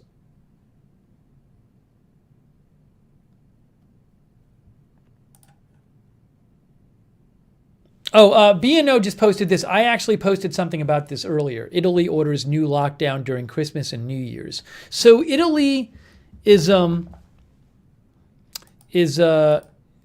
not, it doesn't go the whole time. It basically is centered around the holidays from the local Italy. Italy confirms red zone lockdown over Christmas and New Year. So red zone restrictions are enforced across the country from December 24th to 27th and December 31st to January 1st and from January 5th to 6th. That means red zone measures apply on Christmas Eve, Christmas Day, Boxing Day, New Year's Eve, New Year's Day, and the weekend immediately following. So they're picking out certain days to have stronger restrictions. These restrictions include ordering all non-essential shops to close, as well as restaurants and bars, and forbidding travel within as well as to and from regions. That's really strict. But on the days that are not holidays, December 28th to 30th and January 4th, the entire country will be under slightly less restrictive orange zone measures under which shops can reopen but not bars or restaurants. On those dates, some travel is allowed. So they're really focusing on the holidays. Also, Austria announced a third lockdown today, like 11 days after their previous lockdown. Look, I saw that before too. They just announced another one. Probably for the holidays. Austria will go into third lockdown after Christmas, ending with tests. Reuters. Austria will go into its third lockdown after Christmas and lift it earlier for people who got tested just 11 days after its second lockdown ended. Non-essential shops reopened last week after a nearly 3-week lockdown that brought daily infections below 3,000 from a peak of more than 9,000. A nighttime curfew is in place. The new lockdowns will start on December 26th. Shops, restaurants, theaters, museums, and schools will reopen the week of January 18th. Mass tests will be held on January 15th to 17th, enabling people who test negative to end their lockdown sooner. For those who do not get tested, lockdown will last until January 24th. That's very interesting, this idea that to get out of lockdown like a week early, you have to get tested. Wow. That's pretty serious. By the way, I'm sure Austria does not want to have lockdowns. No one wants to have lockdowns. They do this when the numbers get so bad that, for example, they're concerned that their health system is going to get overwhelmed.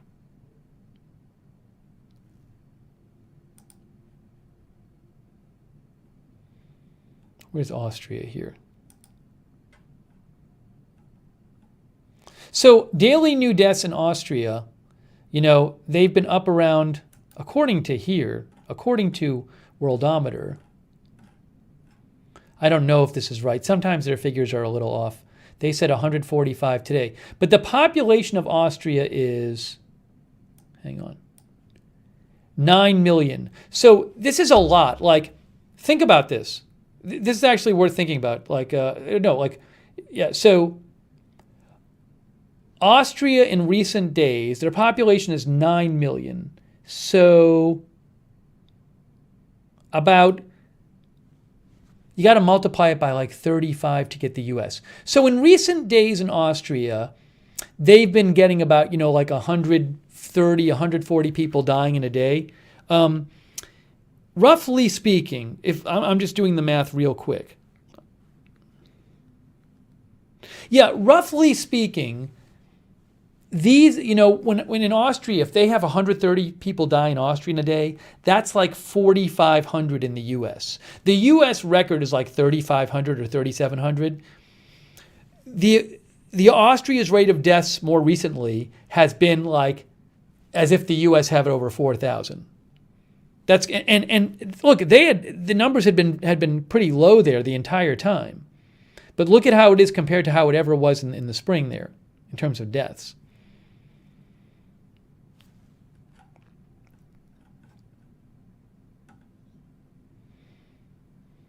And if Austria has 9,000 cases, that's like the U.S. having like 300,000 or something, which is more than the U.S. has ever had in a day, I believe.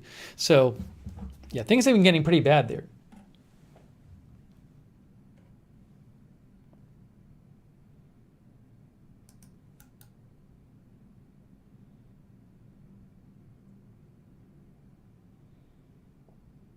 Sue Baker says, this is serious. I don't know how to say it, and some people still don't believe it.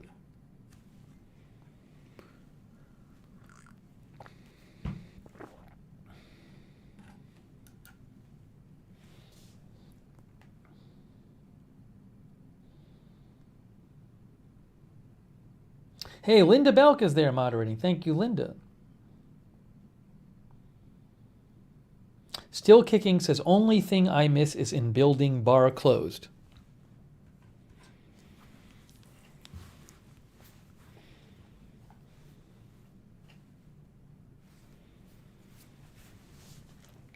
All right, you can reach me on Twitter at Lookner. Filth Pig says, remember how in the beginning they showed videos how people were dropping dead or collapsing on the streets in China? Strange that this never happened nowhere else or not. That's a good question. Now, one possibility is that those videos were not legit. Another possibility, though, is that they just weren't treating this at all and they weren't acknowledging it. So, if people, I don't know what the deal is, but maybe people weren't going to the hospital, or they weren't being kept in the hospital and they were being forced to go to work. So it's a very good question about those videos. I'd like to know more about that.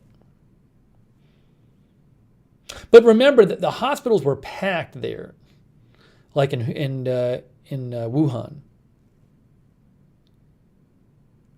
It's a good question, though. Hang on a second here.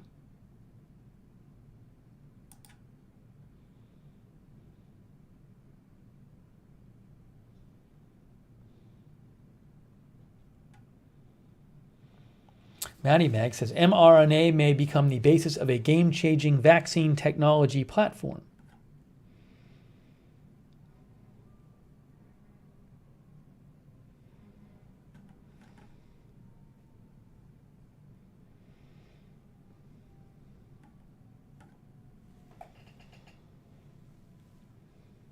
Shaggy says, if a vaccine doesn't last at least a year, it should be called something else. Well, we'll see how long the immunity lasts from this vaccine.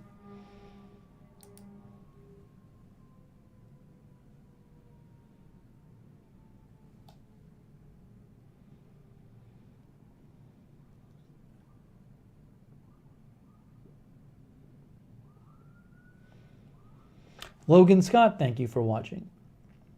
Joanne Williams likes the format. Roxanne Becky, thanks for moderating in Facebook.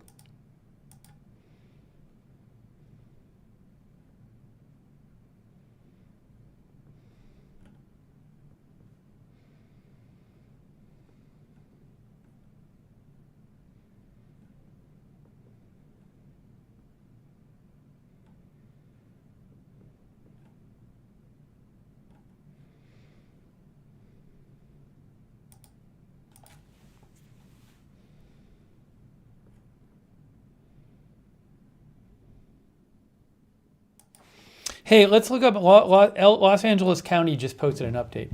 LA County exceeds 5,000 hospitalizations as cases continue to surge. 4 new cases of MIS-C in children reported. 96 new deaths. Let's see this. This is from LA Public Health. LA County. LA County again confirms the highest number of COVID hospitalizations reported in a day, with 5,100 people currently hospitalized and 4 additional MIS-C cases in children. MIS-C, like the syndrome that children get? What is this? Yes, this is this syndrome, CDC, MIS-C. It's multi-system inflammatory syndrome in children. MIS-C is a condition where different body parts can become inflamed, including the heart, lungs, kidneys, brain, blah, blah, blah, blah, blah. Children with MIS-C may have a fever and various symptoms, blah, blah, blah, blah, blah. We do not yet know what causes it, but many children with MIS-C had the virus that causes COVID or had been around somebody with something with COVID. So this is this thing that children have gotten. They think that it has a connection to COVID. So they say 4 new MIS-C cases in children, LA County. That's today.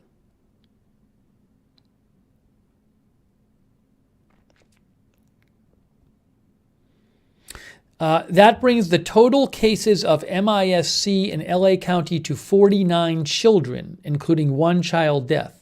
All 49 children in LA County who have gotten it have been hospitalized. More than 50% of the children were treated in the ICU.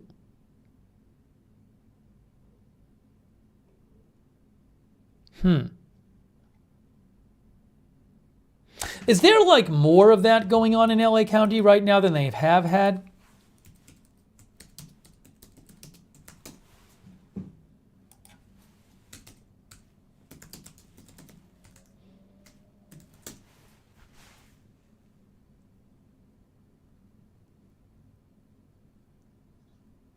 This is from 7 days ago, a week ago. Pediatric coronavirus patient in LA hospital dies from MIS-C. That's from a week ago. A pediatric patient, a kid, died after suffering from the coronavirus-linked multi-system inflammatory syndrome in children, MIS-C, marking the first such death in the county since the pandemic began.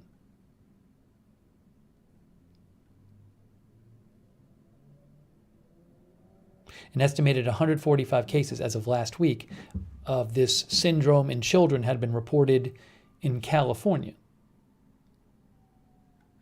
But today there's 4 new ones, 4 new kids with this syndrome.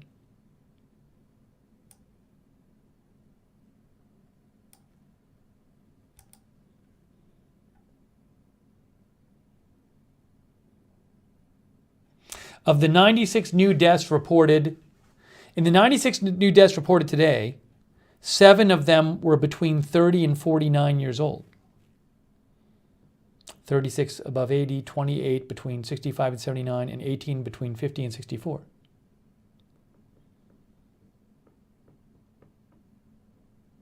"66 of the 96 had underlying health conditions. 30 did not.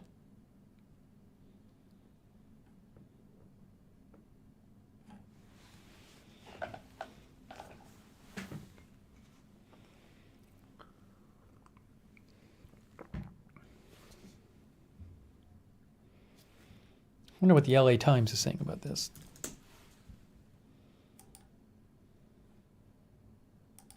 LA County on verge of becoming COVID epicenter. We are getting crushed. That's from the LA Times. LA County is on the verge of becoming the epicenter of the coronavirus pandemic, a health official said Friday. A dire declaration that comes as Californians are dying from COVID in numbers never seen before. While the worst wave of the virus has walloped the entire state, the effects have been particularly pronounced in the nation's most populous county, where officials warn the healthcare system is already being pushed to the breaking point. "I'm not going to sugarcoat this. We are getting crushed," said a doctor at this hospital. Local hospitals are already overcrowded, he said today, and LA County is now moving towards becoming the epicenter of the pandemic.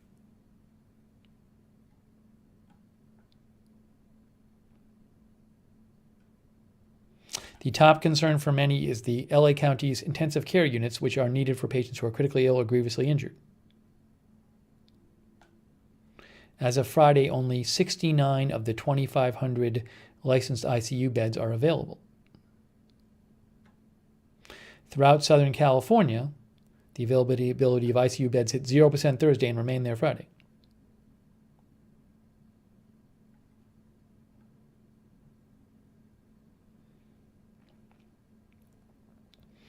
The LA County Director of Health Services said when ambulance offload times are up to 4 hours, 6 hours, 8 hours, that's a crisis. When hospitals' emergency departments are full, that's a crisis.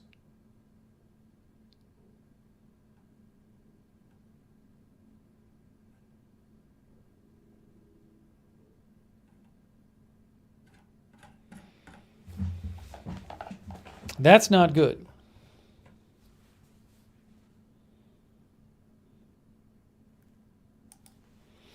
Mud Cricket says, do you think we will have a lockdown after Christmas? Look, that just depends in the U.S. on where you are, because it's all done locally. So, I think things, there's certain lockdowns in certain areas. So, there's already plenty of places with restrictions. I think right now, a lot of California, it might be all or at least most of California, is in a pretty strict lockdown. NA818 says it's getting scary here in Los Angeles.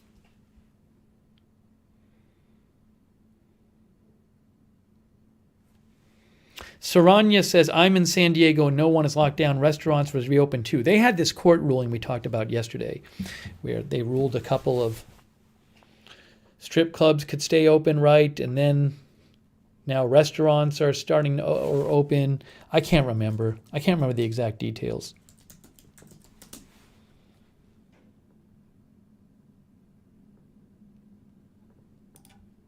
Some San Diego restaurants reopened despite legal uncertainty. That's from today. Yahoo. AP.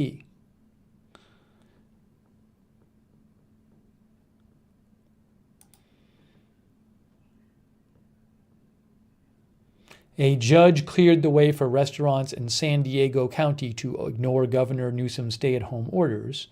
Newsom immediately appealed after a brief hearing on Thursday, in which the judge clarified his ruling a day earlier applied to all restaurants in San Diego County, not just 2 strip clubs.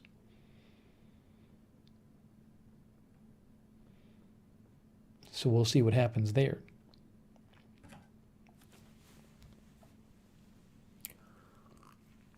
How many people live in LA County?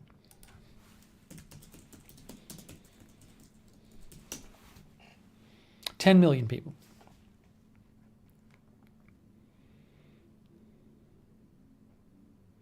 All up in yes says some restaurants there are open with indoor dining, no limits. The McCall lady says, I live in Northern California and we just got one of those phone alerts, whole Bay Area in lockdown. History Underfoot says lockdowns would work better with stimulus checks. Saranya says, I do Instacart shopping in San Diego to earn extra money and stores were crowded.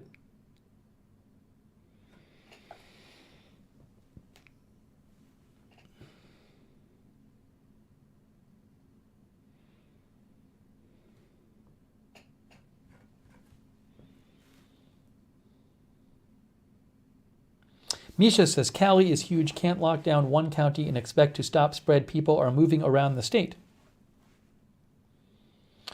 Nala Wehil says, pray for SoCal.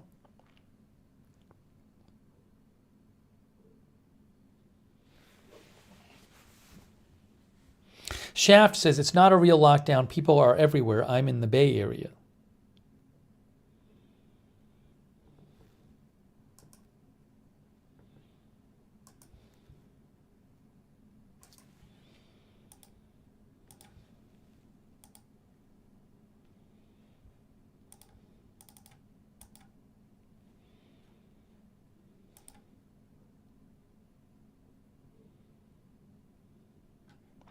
Oh, Tony Del Monte sent me this. Some viewers were mentioning Sydney to me yesterday. We talked about Sydney. So now there's like an outbreak there, but it's way less than, in Australia, they take, to say it like this way, they'll get really concerned over a way fewer number of cases than they will in the U.S. But this is from 10 News First Sydney. 23 cases recorded over the last 24 hours. Northern beaches will be going into lockdown.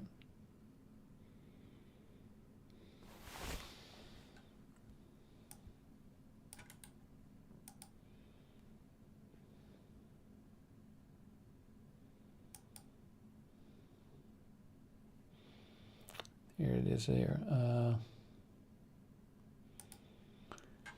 Sydney's northern beaches will be locked down from 5 p.m. today until midnight on Wednesday.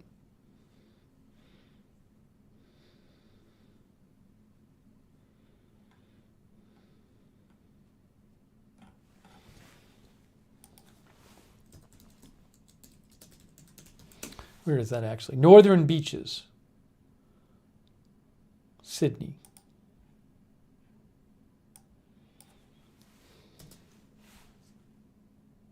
New South Wales. There's northern beaches right there.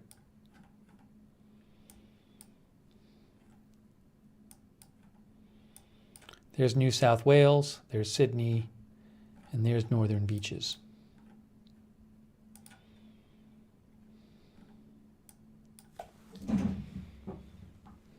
Castro says, good they have finally decided to lock down. Miss Sal says, Australia and New Zealand have done a fantastic job.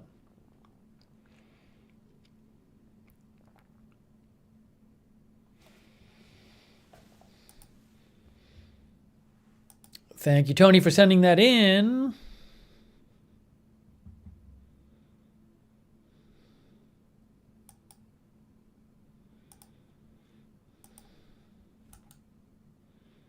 Ash Downey writes in and says, we got emergency alarms on our phones today saying the state is on lockdown. I think she's in California. No one is abiding by the rules. People playing sports together at parks, nail shops staying open when not supposed to, bars staying open and having karaoke out in the Bay Area. See, I'd like to see some more reporting on this. I haven't gone through all the California papers, but it's what the lockdowns are only as good as people going along with them and them being enforced. So I don't have a good sense. I know we've had a number of people write in and say, I'm in California and people aren't really locked down here. So, like this. I'm not there, so I don't really know what's going on.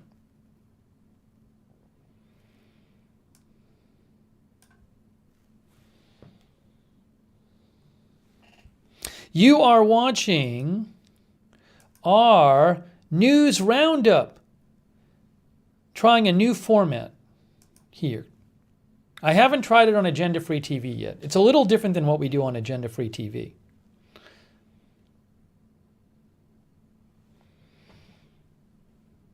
Maybe I'll try the next one on Agenda Free TV. I don't know.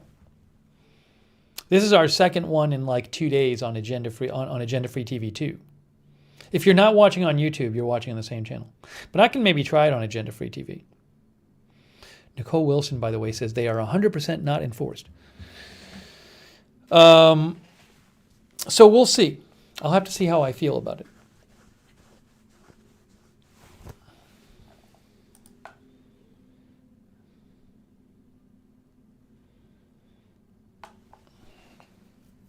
Sue says, good to try new things. No, Truck, we're going to talk about the hack in a second. I didn't talk about the hack on this podcast. I haven't seen much new on it today.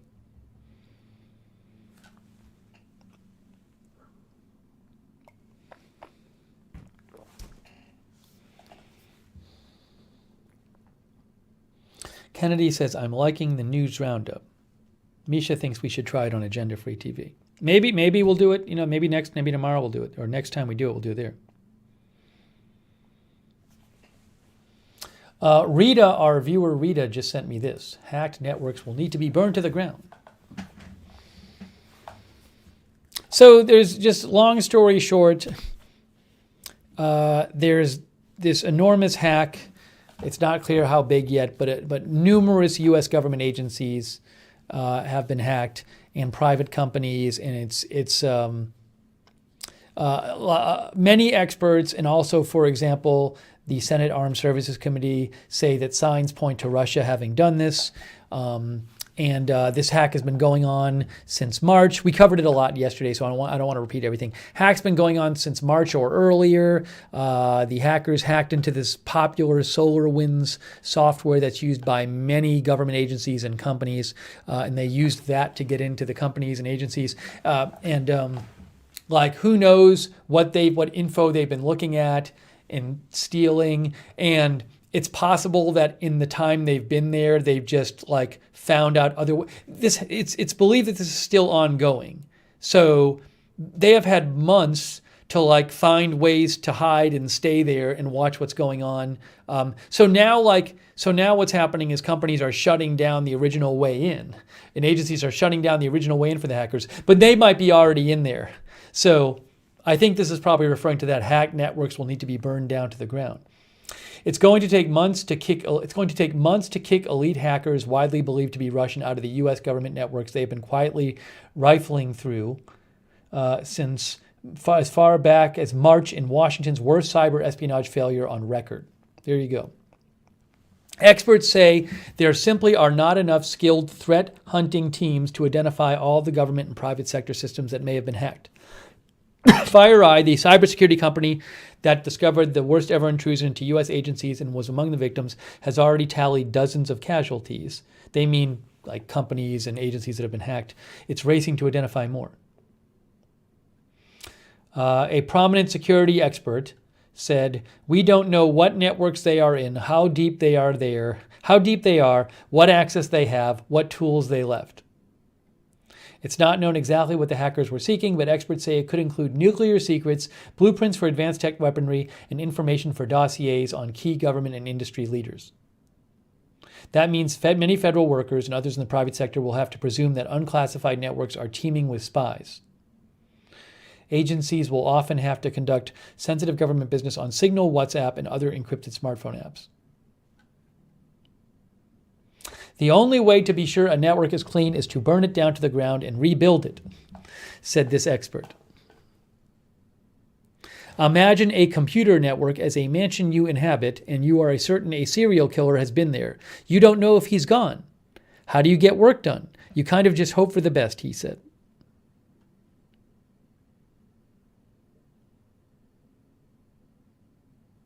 There is little incentive for the White House to disclose which agencies were hacked. That only helps U.S. adversaries, national security experts said.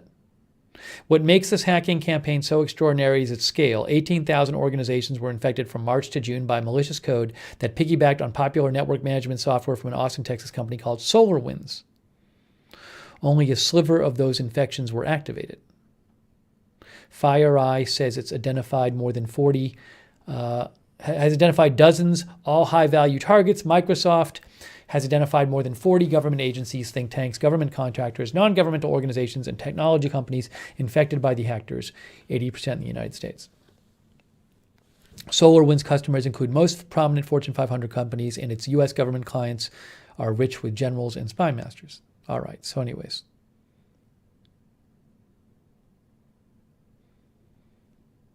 If the hackers are from Russia's SVR Foreign Intelligence Agency, as experts believe, their resistance may be tenacious. When they hacked the White House, the Joint Chiefs of Staff, and the State Department in 2014, 2015, it was a nightmare to get them out.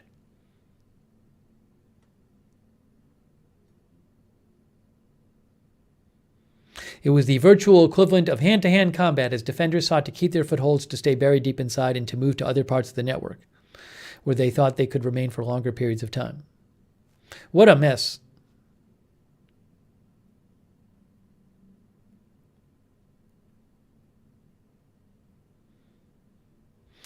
Rob Naik, White House cybersecurity director in earlier years, said the harm to the most critical agencies in the U.S. government, defense and intelligence, chiefly from the SolarWinds hacking campaign, is going to be limited as long as there's no evidence the Russians breached classified networks. The White House has largely been silent about the hack.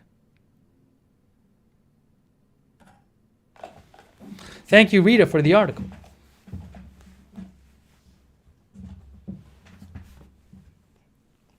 Not good.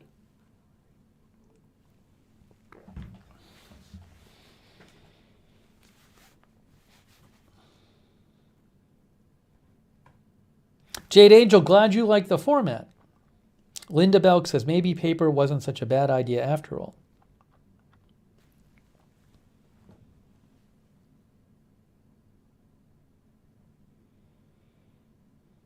Jeff Curry, I mean, countries spying on other countries happens all the time, but the scale and the success of this operation is maybe unprecedented. I'm thinking one sec says we need a guardian of cybersecurity.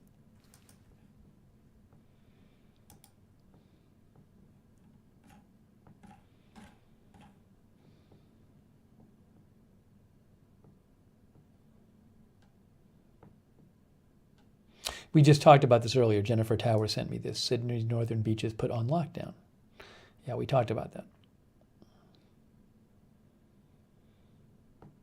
Truck says another black eye for the Trump administration. Well, an article in the Wall Street Journal said yesterday some experts think this is like the biggest one of the biggest U.S. intelligence failures ever, to have this going on so long.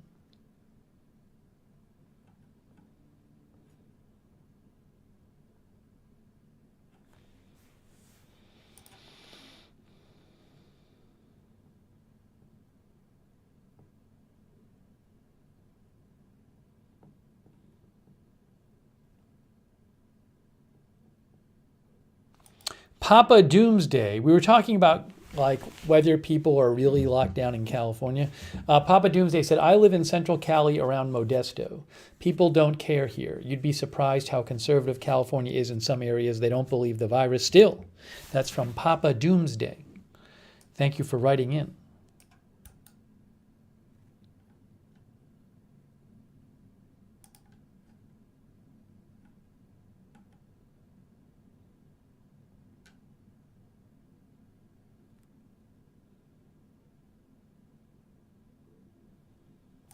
Joe Knight says, the comparison by population year to date suggests that the virus has regional differences. Some areas of the U.S. and Europe were sound in the spring, but now getting slammed. Thank you for perspective that is accurate. Well, it could be when different areas get hit with the virus stronger at different times. It could be because they have different variants of the virus, or it could just be because people are behaving different in different parts of the country, or it could just maybe be random. I mean, maybe it just sort of takes the virus I'm guessing there's some degree of chance as to whether it spreads in a given situation. So maybe, there's just this chance results in it just ebbing and, increasing in certain, at different times in different areas. Thank you, Joe Knight, for writing it.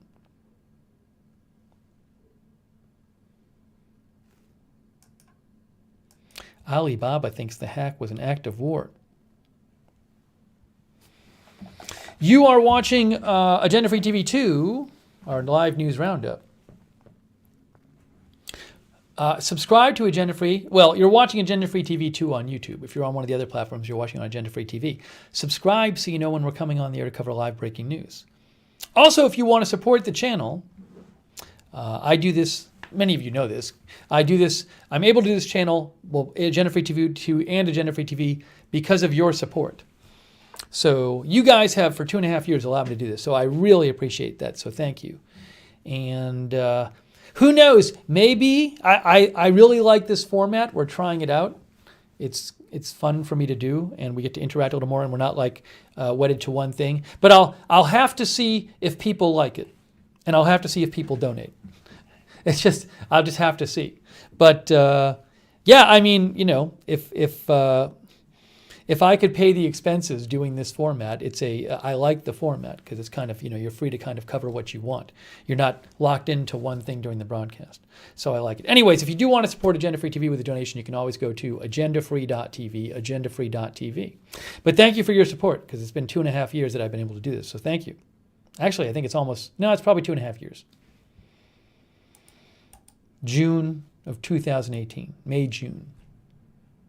Oh, another record of cases in LA County. Look. I'm tired of saying it, but here's another record, 16,506 new cases in LA County today. The previous record was around 14,000. There was a day with 21,000 earlier this week, but that included a 7,000 case backlog. Ugh. This is from Sumya. She's with the LA Times.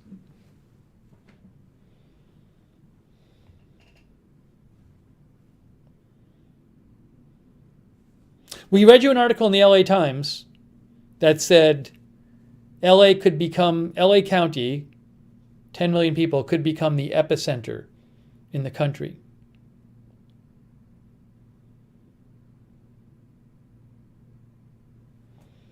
Xtina likes the format.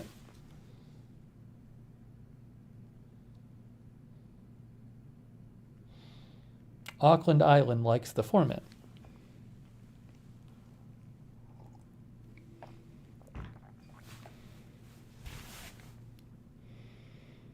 Shelley Reynolds says, every day a new record.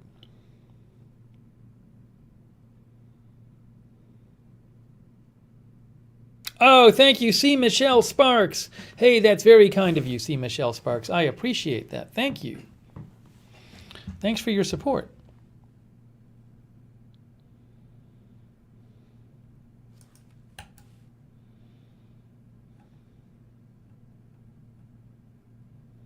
Here, look.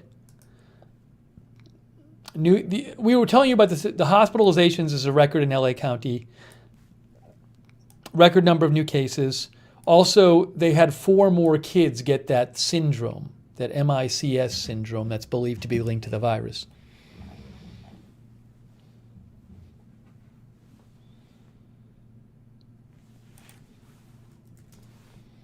I want to actually tweet that out.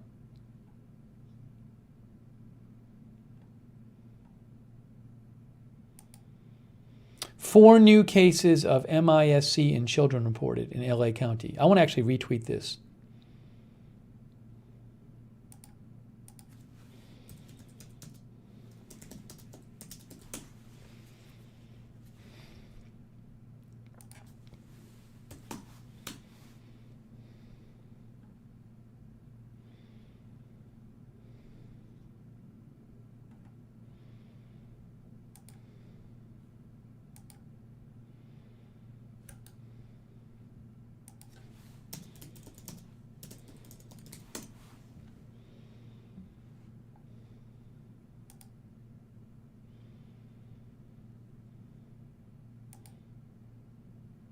Look, mysterious post-COVID. Whoa! Where's that coming from? Where's that coming from? Your child. Okay.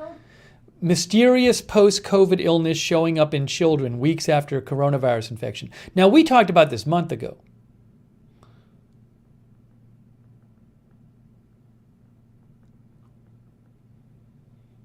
Most of the kids end up at the hospital. We've had several in the ICU. This is in Cleveland area over the last several months. So really, it's nothing to take lightly.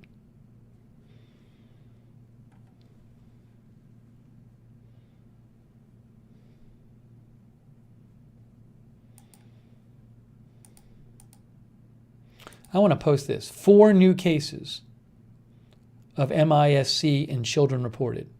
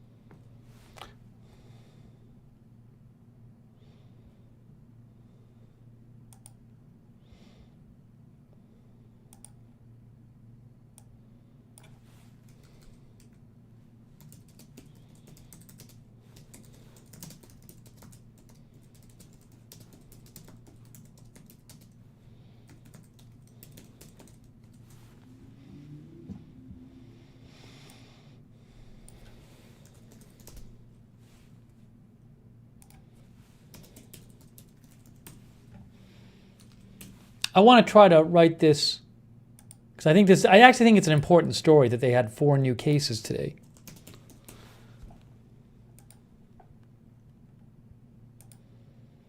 See, they say here, MIS-C is an inflammatory condition associated with COVID, blah, blah, blah. And they say,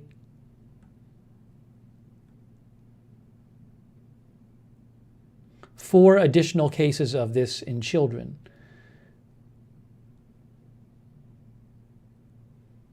Where did it say the thing about kids in the hospital from it? Did they have some information there?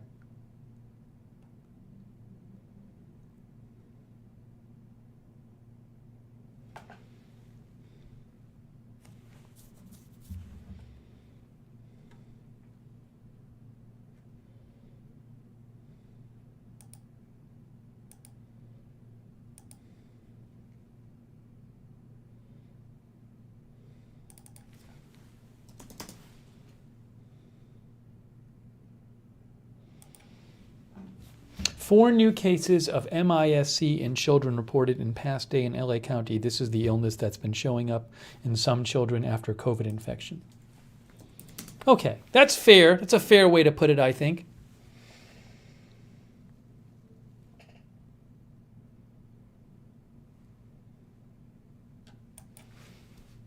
I figured out how to say it. So again, we talked about it months ago, but they just had 4 in one day. So I hope we don't, I mean, it's going on.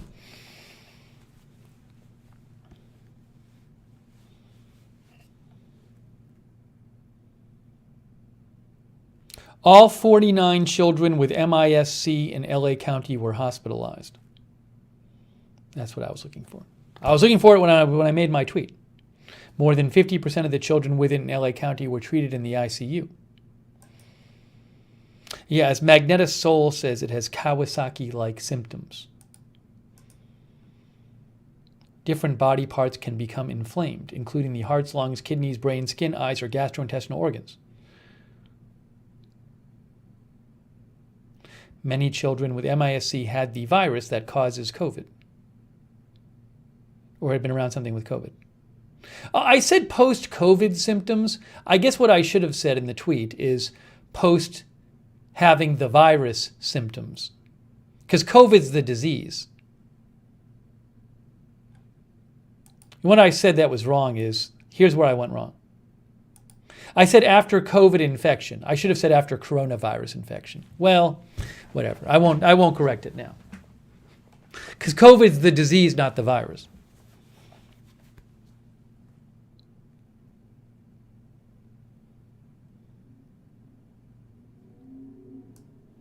But I think commonly they can be conflated when people talk about them.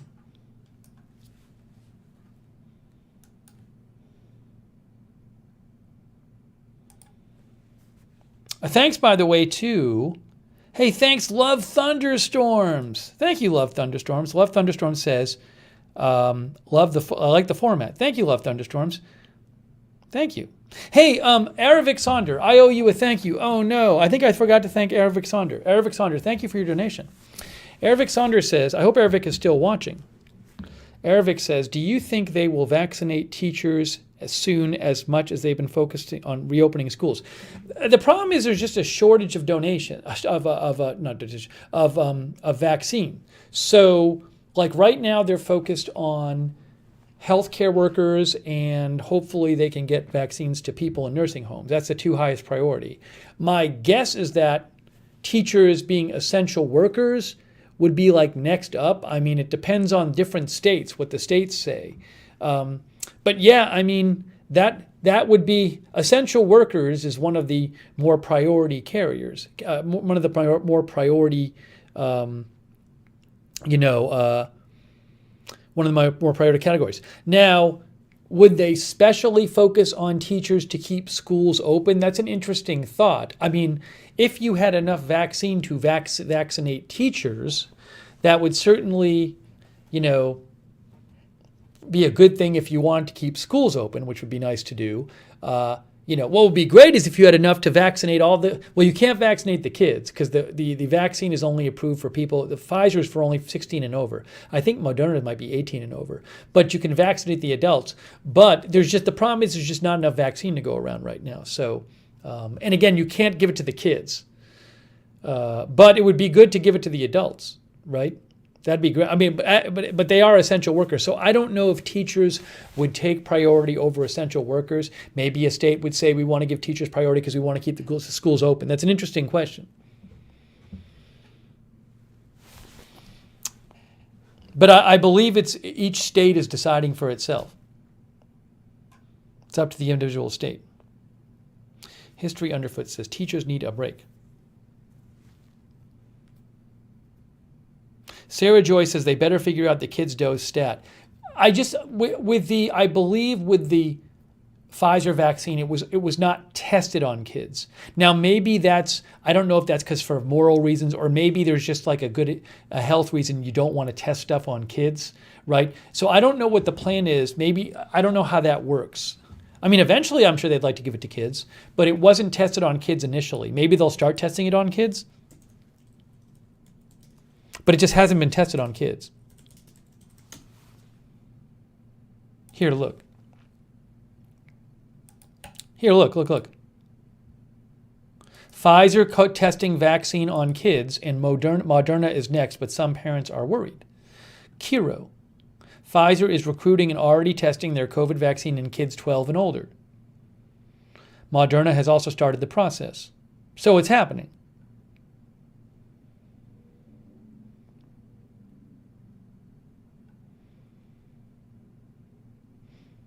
My guess is that usually you wouldn't start testing it on kids and you kind of work your way down. That'd be my guess, but I don't know. But there you go. That was from 2 weeks ago. Hey, thanks so much to Katie Lamers. Thank you, Katie, for your support. And the sticker, thank you. And also, that's very kind of you, Rosemary Hill. Thank you so much, Rosemary Hill, for the donation and the sticker. That is very, very kind of you. Thank you, Katie and Rosemary Hill. Thank you. Hey, also, I owe a thank you to Duster Singer over at the Facebook chat. Hey, thanks, Duster. Much appreciated, Duster. Thank you. And also from New Zealand, all the way from New Zealand, Claire Kitt. Thank you so much, Claire Kitt from New Zealand, for your support. She says, Merry Christmas and hopefully a Happy New Year. Happy holidays to everyone. We will be doing a Christmas Eve stream. I don't know if it's going to be on my personal channel or Agenda Free TV. Probably Agenda Free TV. Thank you, guys. That's very kind of you.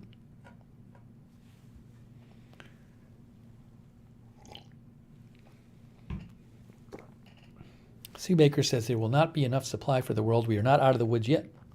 Linda Belk says getting parental permission is hard with something that could be dangerous to them. Well, that's another point, is I wonder if a reason you don't include kids in the original test is that it's going to be hard to get parents to sign off on it. That's fair enough. If you want to start getting testing as quickly as possible, it might be difficult to do that. There might be laws against it too. I don't know how that works. That's an interesting question. Thanks for bringing that up. I hadn't really thought about that.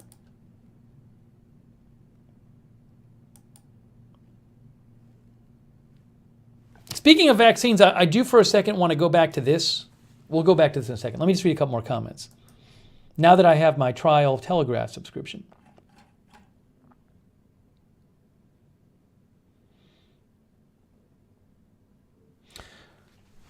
Ron Dorland says high-profile people were the first to be offered the shot.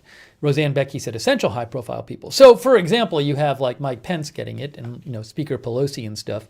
But, there's an argument to be made for giving it to some of the most powerful people in the country who are some of the biggest, highest level government officials. It's a whole interesting question. I'm sure this would be a good topic for philosophers who study ethics. Who should get the vaccine first? There's different arguments you can make about this. Well, there's ethics, and there's also just somebody might also just try to figure out well, I guess it'd be a question of ethics, but somebody might not be a philosophy expert, but still have opinions and all this, but they might base it on just like economics or something, saying I'm trying to think of what the best way to say this. Ultimately, so there's a question of what will produce the most benefit versus cost for the country. That's one way you might do it in terms of vaccinating people. But another one might be like, what's fair? Like someone might say, look, the most fair way to choose who gets a vaccine is literally to just have a lottery. Now, somebody would argue against that, but there's all kinds of arguments you could come up with about how should a limited number of vaccines, who should get them first. It's a very interesting topic. But these decisions are just being made because they have to be made. How about this? Someone might propose you should take some of the vaccines and you should sell them to the highest bidder and then use that money for relief for people who've lost their jobs. Now, someone might say, that's outrageous. That's outrageous. How dare you give it to the wealthy people? But someone else might say, well, if you take the money that the most wealthy people would be willing to pay for the vaccine to get it early, that's going to do a lot of people benefit. We could give that money to other people. I haven't heard that idea before. What about that idea? What if you took 10% of the vaccine and you auctioned it off and you gave the money to give to people who had suffered financially from the virus?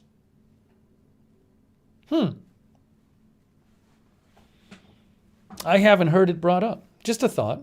I don't know that politically it would ever be passed, but just a thought. Hey, thank you, Wendy Gunther, for your support. Thank you, Wendy. That's very kind of you. And for the sticker, too. Thank you, Wendy Gunther.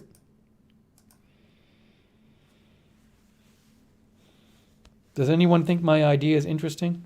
The auction idea?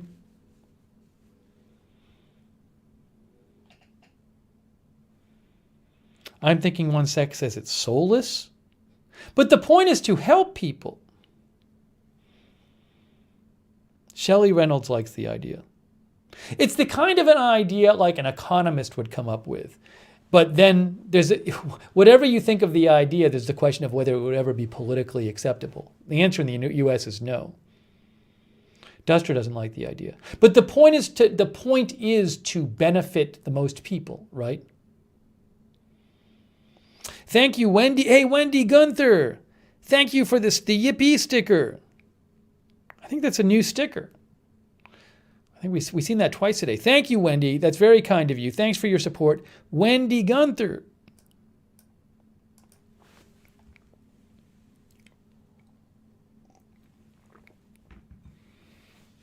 See, Michelle Sparks says, I'm 53 and I have no job, so I'm not an essential worker, she says. So I assume I'll be last.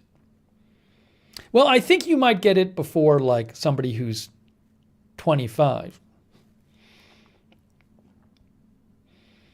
But yeah, if you're not an essential worker and you don't have a comorbidity and you're not like an elderly person, you're probably going to get it more towards the end.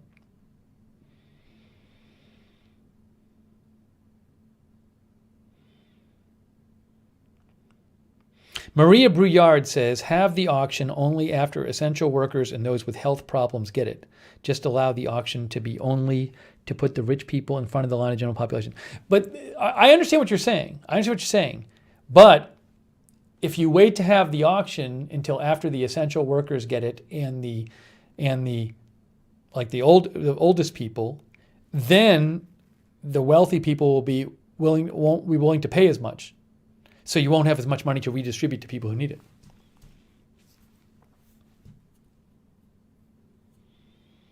Scotty brought up ivermectin. All I can say about ivermectin is somebody brings it up once in a while, and you can go find research on it. That you can go find plenty of articles that say it's totally not been proven to work.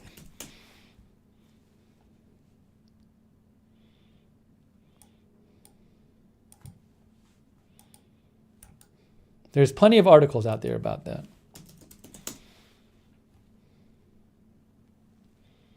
If I'm spelling it right.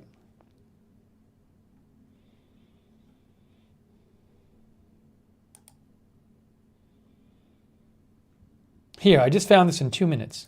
Associated Press. No evidence ivermectin is a miracle drug against COVID. During a Senate hearing, a group of doctors touted alternative COVID-19 treatments, including ivermectin. There is no evidence ivermectin has been proven a safe or effective treatment against COVID. Yet a doctor described it as a wonder drug. His comments during the hearing were shared widely on social media, with one clip receiving more than 1 million views on YouTube. Again, Associated Press. Let me read this again. There is no evidence ivermectin has been proven a safe or effective treatment against COVID-19. That's my thoughts on that.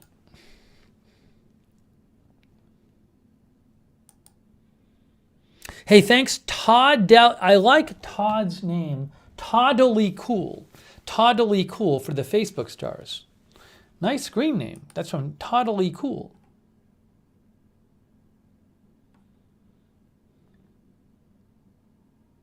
Helene says Joe Biden was vaccinated. Is that what happened? I don't even know that he got... No, Biden's supposed to get it next week, right? Biden's going to get it Monday. Biden's to receive first dose of vaccine Monday. I don't know if Trump is getting it. Pence got it.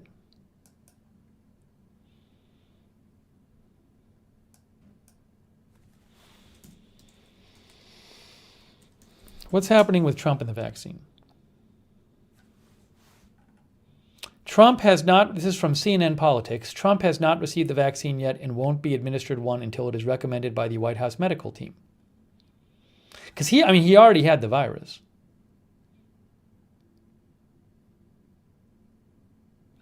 The president is still receiving the benefits of the monoclonal antibody cocktail he was given after he tested positive for COVID earlier this year, the official said, but he is likely to get his vaccine shot once he moves into a timing window to receive vaccination. The vaccine requires 2 doses. The Pfizer vaccine. Yeah, KJ says Trump is on hold due to COVID treatment. KK Bronson says, why would Trump need the vaccine? He already had had COVID. Actually, it's being recommended that people, no matter whether or not they've had the virus, get the vaccine.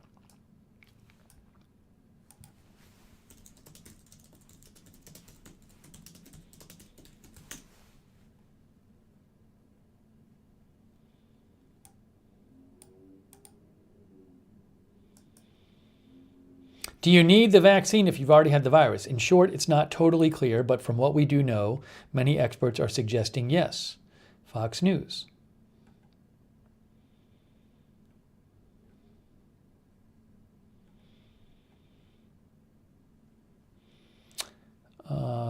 Chief medical officer at WebMD site said, we do know that people who've had COVID will have immunity for a period of months to years. We just don't know how long. He said, if the virus, if the COVID is like other corona, if SARS-CoV-2 is like other coronaviruses, it may be a couple of years. We also think that immunity from the vaccine may be stronger immunity than getting COVID and recovering. Given limited resources, I expect that people who have had COVID will be last in line since they have some protection.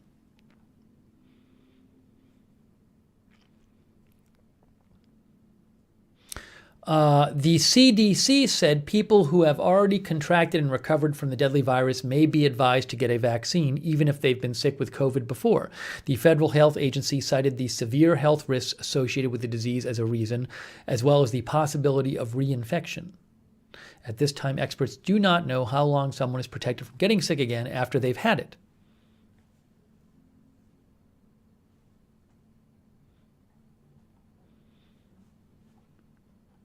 So I think the best thing to say is that,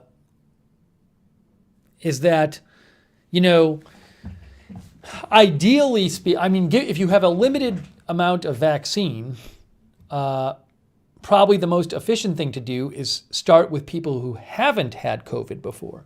But as you can see, there's a number of experts think people should get it, even if they've had it before. Dr. Fauci said, the answer is yes. Once you get infected with the virus, it isn't certain how long that protection will be or whether or not you get good protection. So it isn't a contraindication against the vaccine if you've already been infected.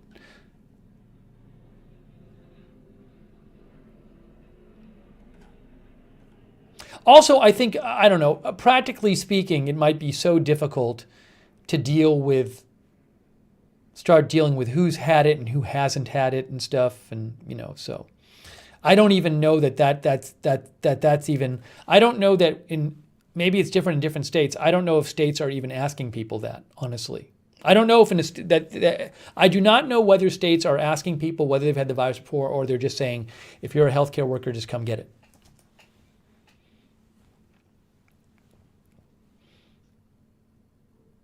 Hey, thanks, Saranya. Thank you, Saranya, for your donation. It's very kind of you. Saranya says, CDC proposes to vaccinate essential workers next in 1B and 1C. Seniors 65 and over and those with comorbidities are vaccinated.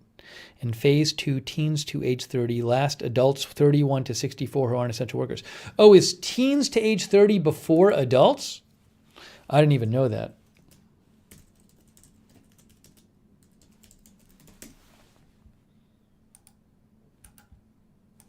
Why would they want teens to get it before adults? Because they go to school? CDC.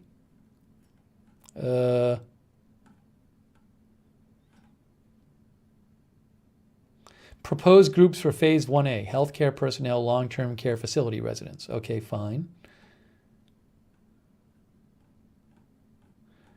How about after that? This is long. That's not what I wanted.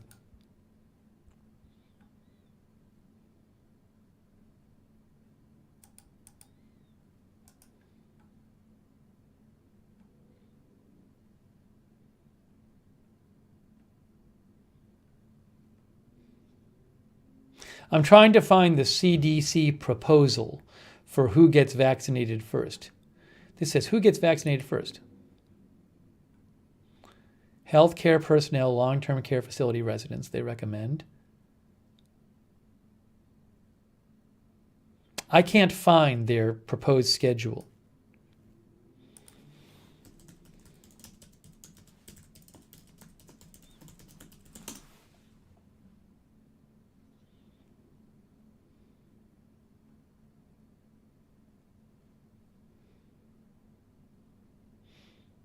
Can't find it. Can't find their proposed timeline. Someone can send it to me if they find it.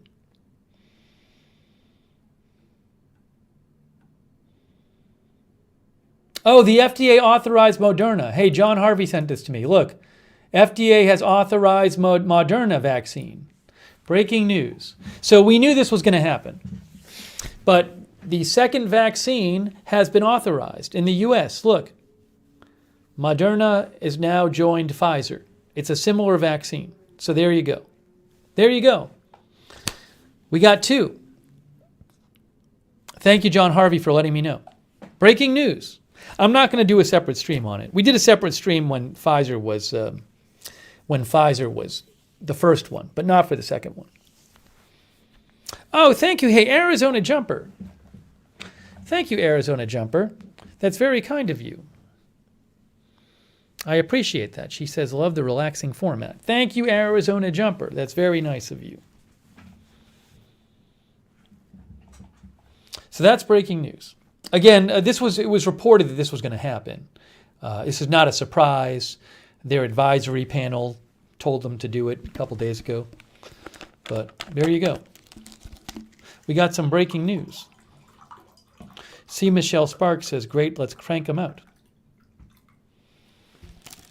Thanks, John Harvey, for letting me know that news had broken. Moderna you can keep it less cold than Pfizer, but the easiest one is the Oxford vaccine. You can keep that in a refrigerator. Moderna's shots will ship almost immediately and be used for healthcare workers and nursing home residents. A second vaccine got emergency authorization. Okay. The first shot, blah, blah, blah, blah, blah, blah, blah, blah, blah, blah. That doubles to roughly 20 million the number of people government officials say they can vaccinate with a first shot before the end of the year. Roughly 20 million people in the U.S., out of about the population about 330 million, will get a first shot before the end of the year. It adds a vaccine that can be stored in a regular freezer. Okay, Moderna can be stored in a regular freezer, not like a super duper freezer. The Oxford vaccine can be stored in a refrigerator. That's great, in a regular freezer. In contrast to the specialized ultra-cold freezers and dry ice coolers needed for the Pfizer-BioNTech vaccine. These successes represent a decisive moment in scientific history. Scientists took a novel technology and leveled it against a new virus, developing and deploying in under a year 2 vaccines that are 94 to 90% effective. Great job, scientists. It's astonishing. Not in our wildest dreams would we imagine the results we've received, said a senior investigator at Kaiser Permanente Washington Health Research Institute, who has worked on more than 60 vaccine trials.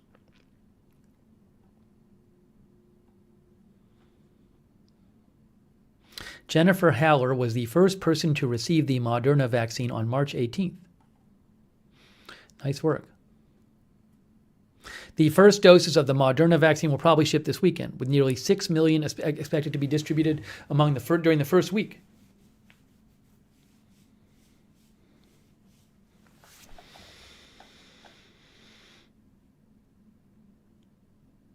Nice.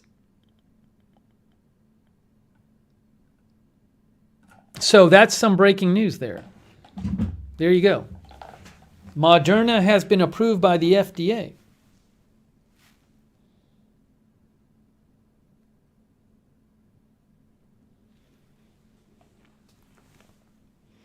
Maria says, I really hope they can use what they've learned from making these vaccines into finding a cure for cancer. I don't know. This is a promising technology, this mRNA technology that's used in the Pfizer vaccine and the Moderna vaccine. These are the first 2 vaccines based on this technology. I don't know exactly what things they think that they might be able to attack with this. Stat news from a loose, how a once dismissed idea became the leading technology in the COVID race. And blah, blah, blah, blah.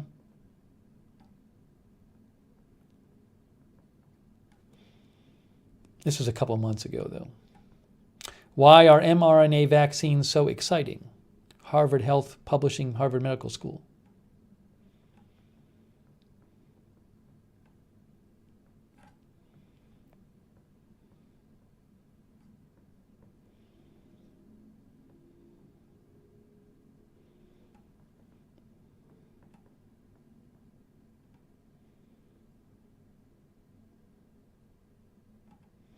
Wait, so I'm looking for I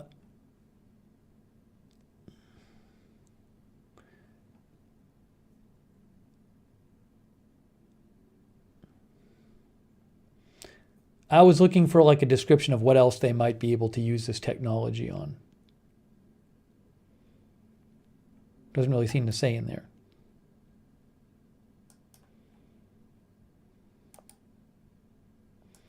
The scientist, the promise of mRNA vaccines. mRNA vaccines work by providing the genetic code for our cells to produce viral proteins. Once the proteins which don't cause disease are produced, the body launches an immune response against the virus. mRNA can theoretically be used to produce any protein, with the upside that it is much simpler to manufacture than the proteins themselves or the inactivated and attenuated versions of viruses typically used in vaccines, making it an appealing technique. The concept of using mRNA to produce useful proteins to fight disease has been around for decades, but until now, no vaccines using this technology have made it this far in clinical trials. Anyways, I don't have a ready article explaining what this technology that can allow your body to produce proteins can do.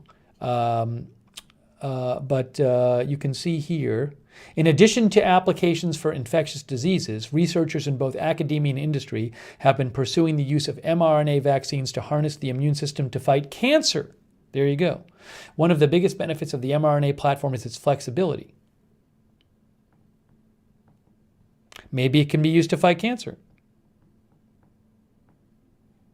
Cool. That's from The Scientist.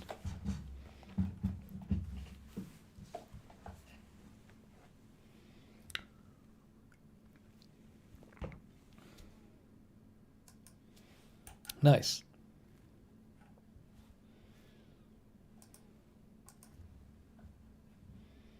I wonder if the FDA posted.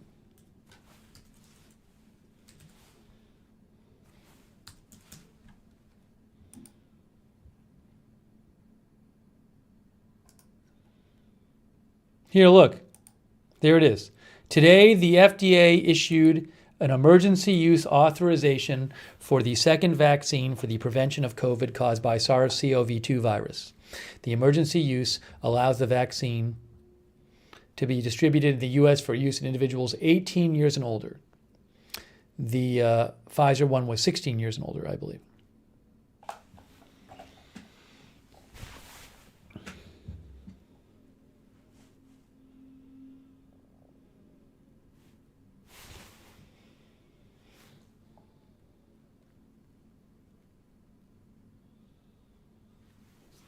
So good news. And there might be a third vaccine soon. As we talked about earlier, this is from The Telegraph. The Telegraph in the UK, which I am now a trial subscriber to, says green light for Oxford coronavirus vaccine before New Year. They're reporting at The Telegraph, senior Whitehall sources believe the MHRA in the UK will authorize the new Oxford-AstraZeneca vaccine on December 28th or 29th. After final data is provided to the regulator. I would assume if the Oxford vaccine gets approved in the UK, that it might get approved in the US soon after that. The Oxford vaccine is expected to be approved within days of Christmas, kickstarting a massive drive to give jabs to millions of people in January, The Telegraph can reveal. They say they're reporting that after the vaccines get approved on December 28th or 29th, football stadia and other sites across the country will then be open from the first week in January to allow mass vaccinations on a scale never before seen in the UK.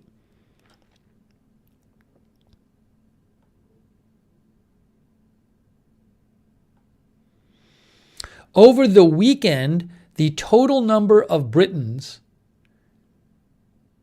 who have gotten a vaccine is expected to pass 500,000. Okay, that's because they've already been vaccinating people there. By next week, more than 200,000 people a day in the UK should be receiving vaccination shots. Once the Oxford jab shot gets the green light, the opening of mass vaccination centers will mean this can be increased to several million doses a week. It means Britain is on course to vaccinate the 20 million most vulnerable people by March, allowing far greater release of restrictions with the prospect the whole country in the UK could be vaccinated by summer. How about that? That's in the UK. That's not in the US. How many people in the UK? 60 million?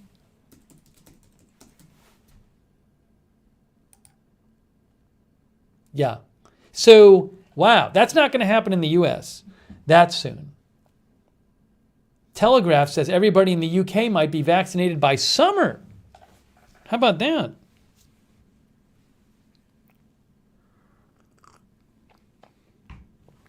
Wow. Still Kicking says good news.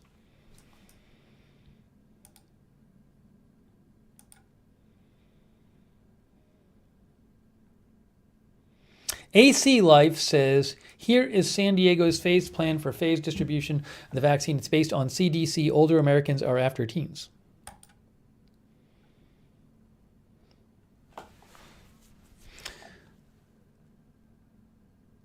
Yeah, so I did not know this. Children and young adults under the age of 30 are phase 2. And they're before there before like regular everybody else.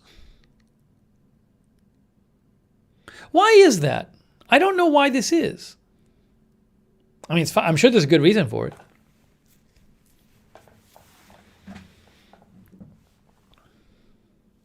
Beth Standard says, love that about the UK. Letter Artist says, do you think the employers will make the shot mandatory? I was reading an article about that the other day. One thing is there can be, let me see, I'll see if I can find the article. I don't know if it was the article about that or something else. I'll have to, maybe it was about businesses.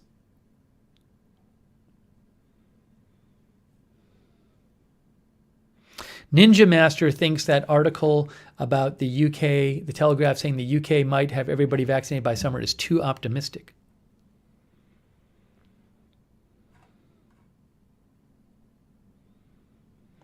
Jan Harker says, in my opinion, young people are higher on the list because they won't control their behaviors.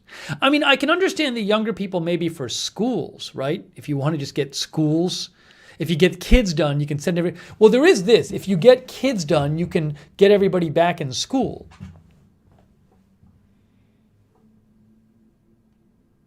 Damian Hill says, I assume they are spreaders. I mean, for younger kids. But it's not going to go to younger kids. It hasn't been approved yet.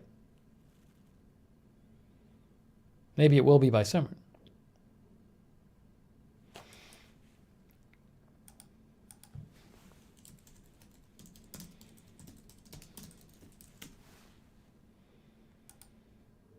Employers can require workers to get COVID vaccine, U.S. says. The Federal Equal Employment Opportunity Commission said employees could be banned from the workplace if they refuse to get the vaccine. Employers can require workers to get the vaccine and bar them from the workplace if they refuse. Public health experts see employers as playing an important role in vaccinating enough people to reach herd immunity.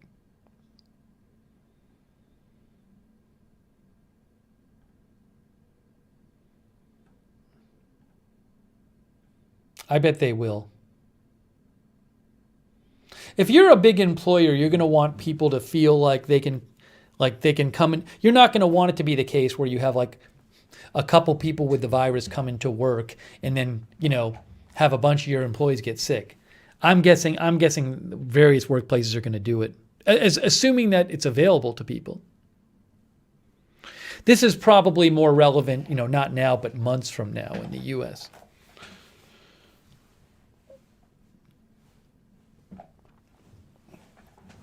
Oh, Elizabeth G says vaccine may not prevent transmission, just severe disease. Young people don't get severe disease. Yes, I mean, that's my thought was that given that the young people are least likely to get severe disease, why would they be ahead of like the middle-aged people?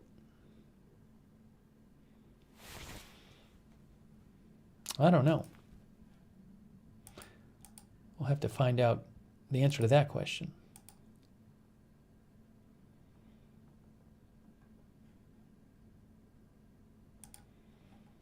Hey, thanks to our moderators, by the way. We got Sarah 55 and Sarah Joy and Mark Helton are all moderating. We're doing this news roundup.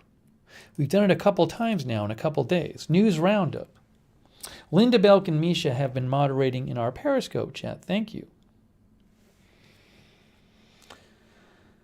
We got our Facebook mods. I know Roxanne Betke has been moderating there. Thank you, Roxanne Betke. Thanks to our Twitch moderators, too. I really appreciate it.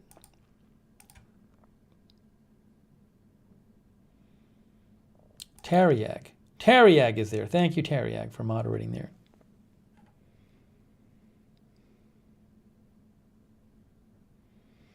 Leviathan says, can you guys tell me where in the U.S. Constitution it says I'm required to take a vaccine? Well, the story we just read, didn't say you had to take a vaccine. It said if an employer can require you to take a vaccine. Employers have all kinds of regulations, right?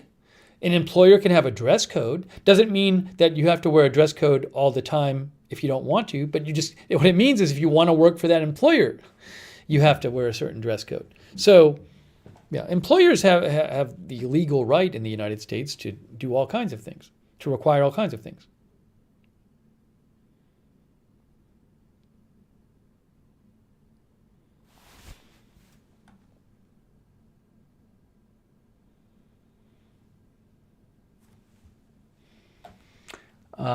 Crispy says, to go back to normal during the winter, we likely need 75% to 80% with immunity, much lower in the summer. I don't know if it's much lower in the summer. I don't know about the difference between winter and summer in terms of that. But it'll be interesting to see what happens. Crispy thinks, I don't know if Crispy's talking about the U.S. Crispy thinks that by the summer in the U.S., I think, with the amount already infected plus vaccines, we should be fine with regards to load on medical system from then on. Certainly, wherever people start getting the vaccine, the more people get the vaccine, the more it restricts the possible load on the healthcare system.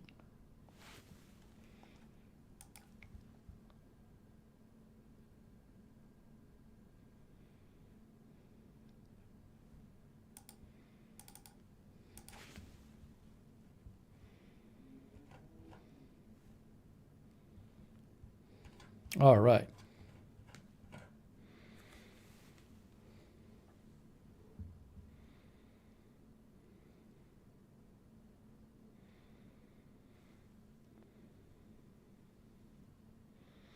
Sarah Joy says, hopefully with the more vaccines getting approved, anyone at any age that has been monitored can get it and the tier system can go away. Well, the problem is there's just not enough vaccine to go around now, and there won't be for a while. And with this Oxford vaccine, even if that gets approved in the U.S. eventually, I don't know. I don't even know if the U.S. has ordered any of it yet.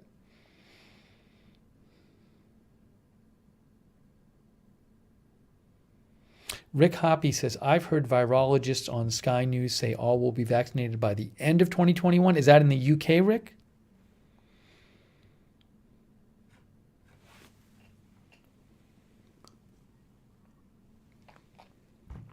Starfire says, guess I'll be unemployed then. Little Boo Radley says, what's the latest?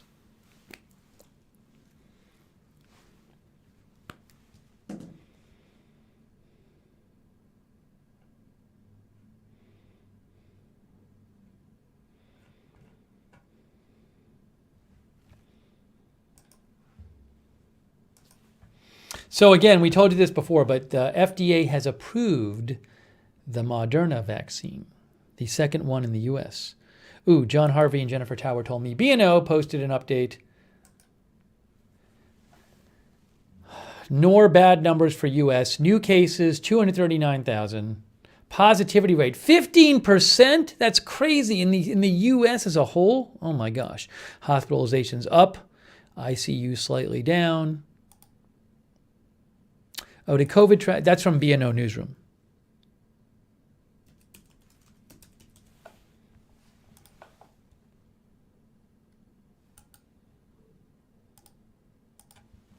There's the new update from the U.S. Ryder is liking the format.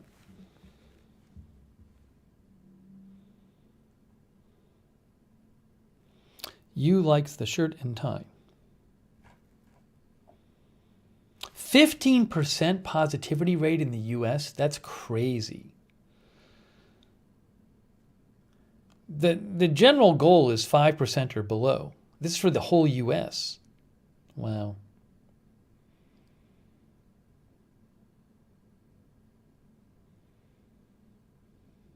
Seize the Day said, I heard third and fourth vaccines going to undeveloped countries. Well, it's not really clear how effective the Chinese or Russian vaccine is yet.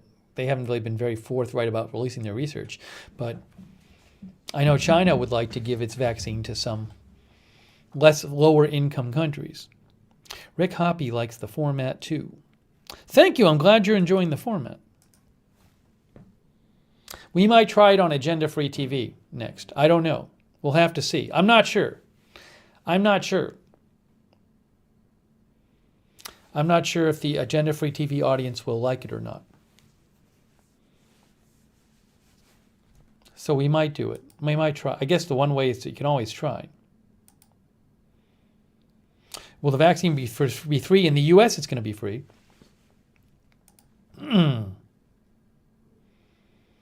John Harvey says, my partner is a support worker and he has not had been vaccinated. He has not been vaccinated yet and he has not had any details about one. There's rumors going around you've got to sign a disclaimer. Well, I wouldn't be surprised if you had to sign something. I know, like, when I go to take my flu vaccine, I have to sign some stuff. But I think John is in the UK, maybe. So, I don't know how they're handling it over there. It's a very big logistical thing, obviously, to get the vaccine to so many people. But I hope he gets it soon.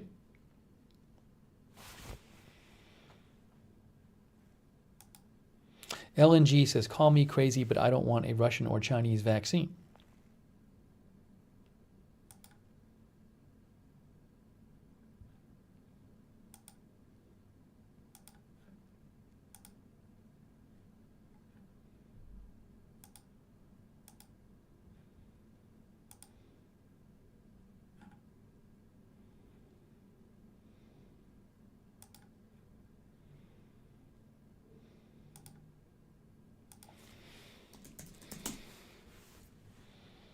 Okay. Rage King says, the format is really nice. Don't like when you are locked in on one story. Better to switch around when incoming information is sparse. Well, also, there's some stories where, we have to cover it because we're going to want to cover it the whole time. But, when there's not one story that's like vastly more important, I think it's good to cover some different ones. Glad you like it.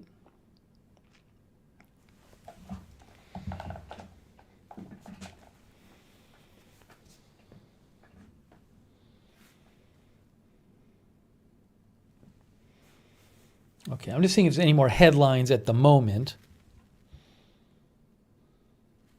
Oh, we're almost at 3 hours. Who knows? Maybe I'll do a stream on my personal channel tonight. I might. We'll have to see. We'll have to see how the news goes.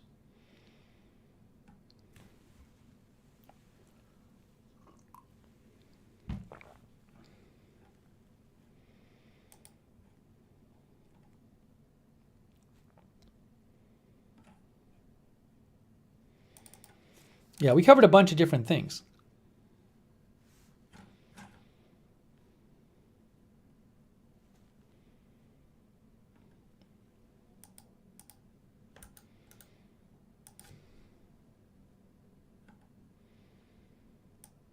Let me check something else here.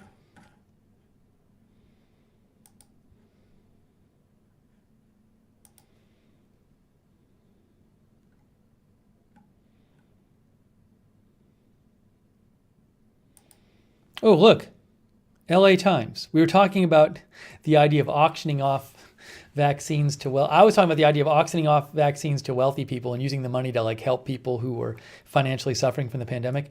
The wealthy scramble for COVID vaccines. If I donate $25,000, would that help me? LA Times. They're offering tens of thousands of dollars in cash, making their personal assistants pester doctors every day and asking whether a 5-figure donation to a hospital would help them jump the line. The vaccine is here, and so are the wealthy people who want it first. We get hundreds of calls every single day, said the Dr.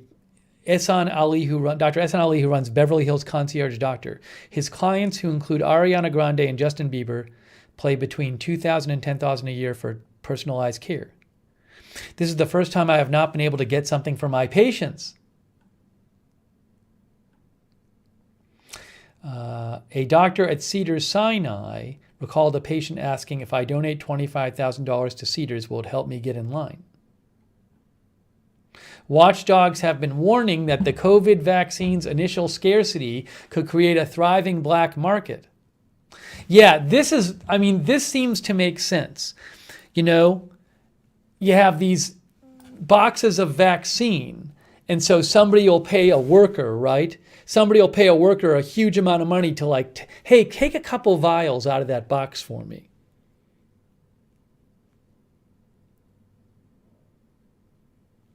Yeah, there's such a financial incentive out there, right?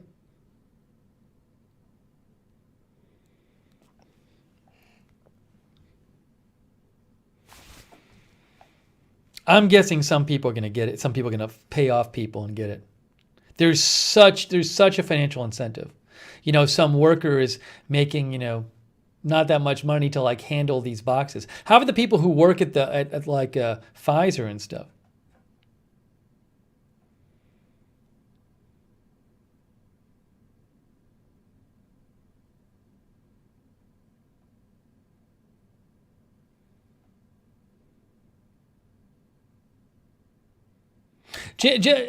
Regarding what Jan Harker says, she says, I'm missing the logic. If the vaccine only helps with symptoms, how does it help? How does this get it?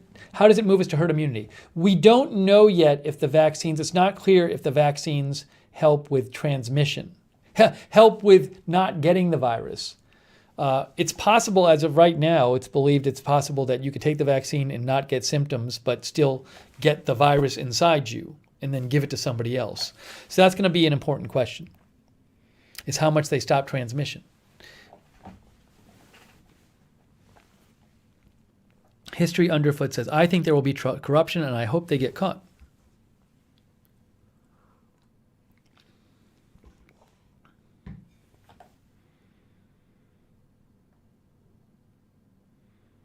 I'm thinking one sec. These vaccines aren't even getting they're not even giving you a mild exposure.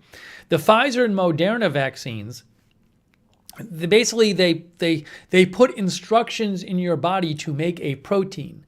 That protein is the same protein as one that's on the actual virus, but it's not a virus. You never have the virus inside your body, even in a weakened form, and your body basically learns to your body, the vaccines, the Pfizer and Moderna, they tell your body how to make a protein.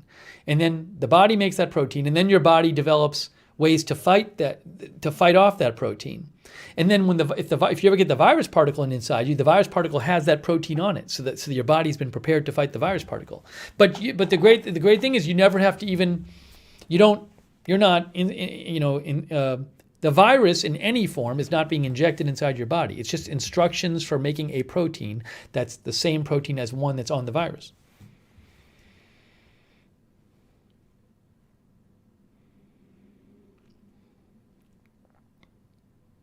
James Big Boss says, it won't stop transmission. Well, we don't know that yet, but it will create an immediate response and deployment of antibodies, which will stop the virus from replicating. Well, so we don't know. Yeah, there's this question of how well these might work to prevent replication and stop it transmitting and stuff.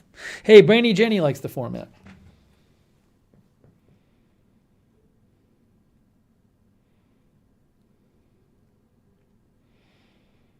James says all vaccines do is stop the virus from replicating by deploying antibodies. Well, if a virus doesn't really replicate inside of you and you don't have much virus, I would think that would lessen or it could make it practically impossible for you to transmit it to others.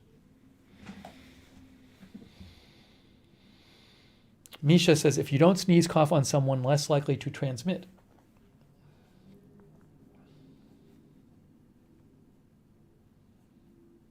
Linda says, of course, kids aren't allowed in school until they've had required shots, so I guess that is the same. Yeah, plenty of schools and universities don't let kids go unless they've had certain vaccinations.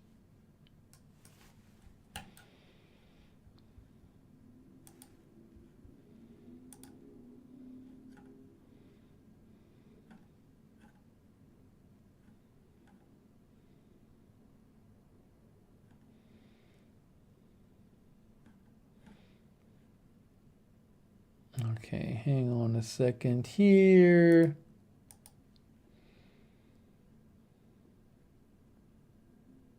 Duster Singer says, yes, the transmission is a worry. Jay Allen says, any vaccine transported should be guarded. I bet they are guarding these things. I mean, somebody might want to just steal them. I was thinking about that. I was wondering if they had like military guarding the Pfizer headquarters or the Pfizer production facilities. Now Moderna too.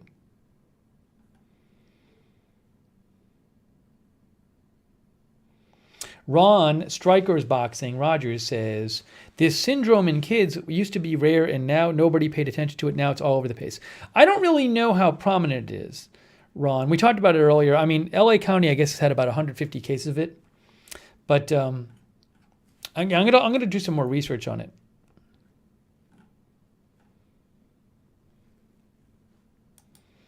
I'm going to do that. Olive Bar says, the hospitals wouldn't let me see my father in the hospital, but Smash Mouth can still play concerts.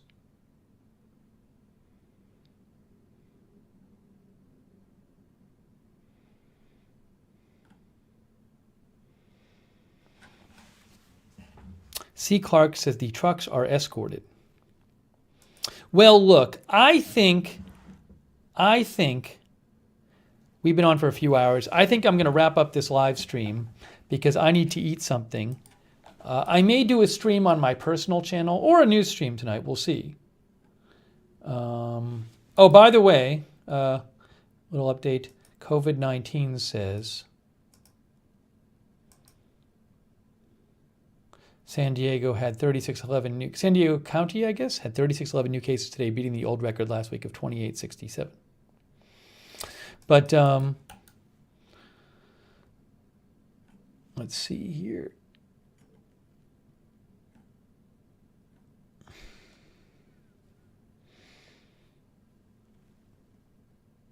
Yeah, so in case you didn't know, I also have a personal channel.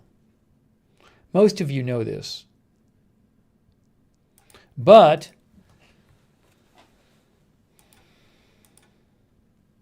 see, that's it. It's called Lookner. So I may do a stream on my personal channel tonight. Maybe. That's only on YouTube, the personal channel. It's called Lookner. And but I do appreciate you guys tuning in for this live news roundup. We've done a couple of them now. Maybe we'll try one on Agenda Free TV. I don't know. If people like it, I'll keep doing it. If people like it and I get enough donations to pay the bills, I'll keep doing it. Thank you, Shaft ZX and Natasha Zadanov. Speaking of which, I appreciate that. Thank you so much, Shaft ZX and Natasha Zadanov, for your donations. That's very kind of you. Shaft ZX1. Thank you. And thanks to you guys for tuning in and for all of your comments, for all the great comments. And hey, also thanks to the moderators. Let's thank the moderators. They're all volunteers. Mark Helton, Sarah Joy. Thank you. In our YouTube chat. Misha and Linda Belk in our Periscope chat. Thank you. Roxanne Becky in our Facebook chat. Thank you.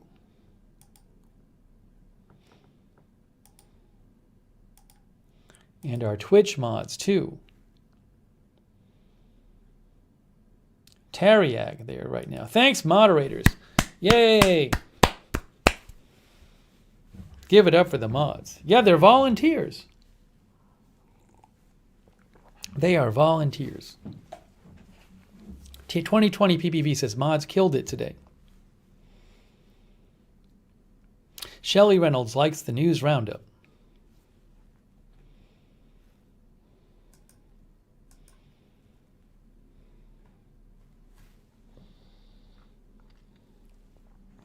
Oops. Hang on a second here. So, yeah, I'll post, hey, I'll, subscribe to this channel, but also if you're watching on YouTube, Agenda Free TV 1. That's the original news channel. That's where I do like the big breaking news coverage. So subscribe, follow Agenda Free TV, so you know when we're coming on the air to do news roundup or other news coverage. And the best way to get notified for our broadcasts on any of my channels is to sign up for the Discord notifications.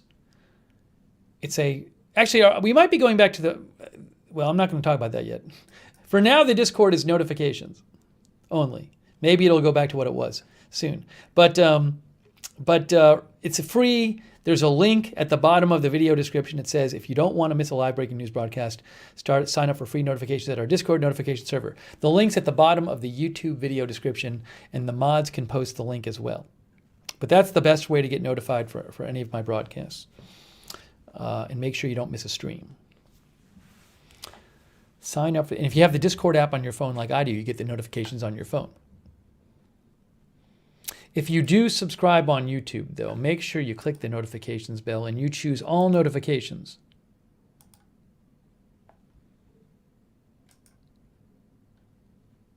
There's a bell. Oh, I have to do this. Here. See the bell? Click on the bell and choose all. Oh, thank you, Deb LaCours. Deb LaCours says, I vote for more news roundups. Thank you, Deb, for your donation. That's very nice. That's very kind of you. Your vote has been noted, Deb. Deb wants more news roundups. Thank you, Deb. Your vote has been marked and noted.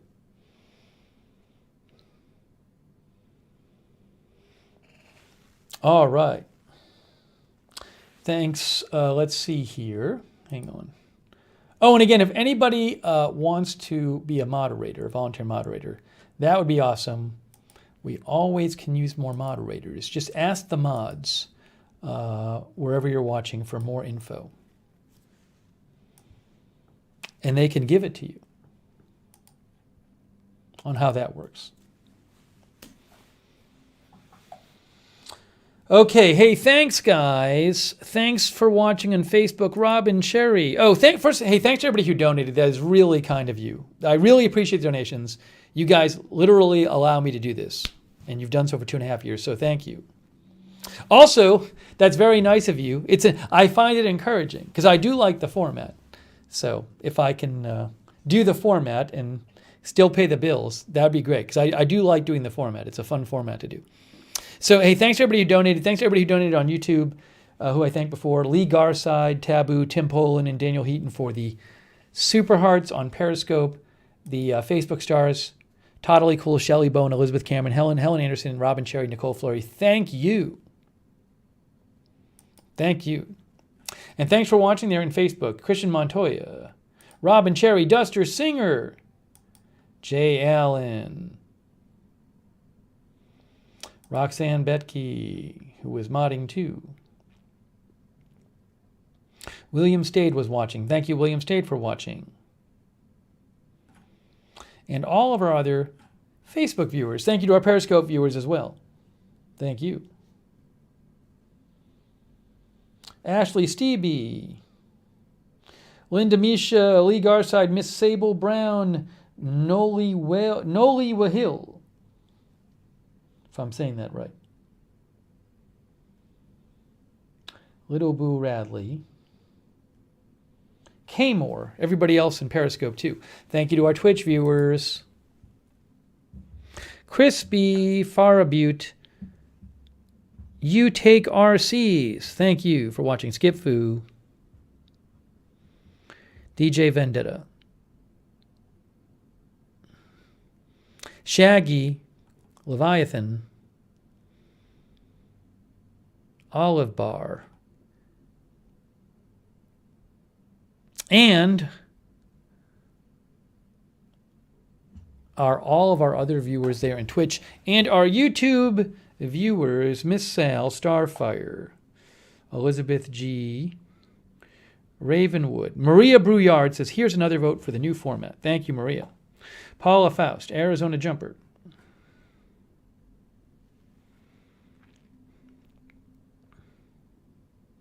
Tom Lavelle, History Underfoot, C. Michelle Sparks.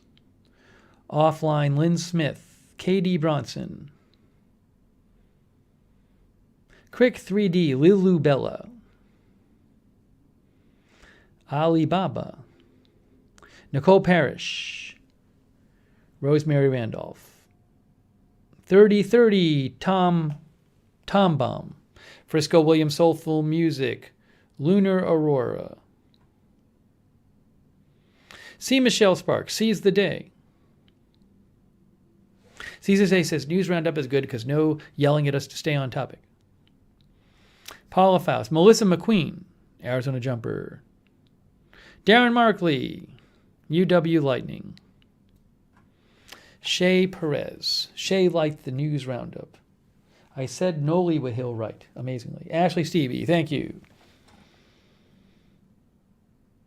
Skip Fu likes the new format that we're trying out. Leela Barker, thanks for watching, Leela. All right, well, guys, I'm going to eat some. I need to eat something.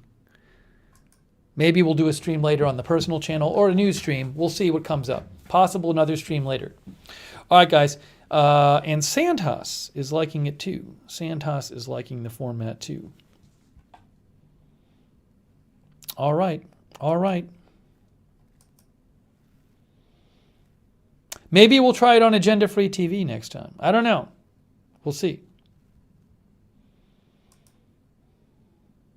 I don't think it'll be that different from agenda-free TV coverage. I mean, it's not like we're doing that much different. But it's multiple topics rather than one topic.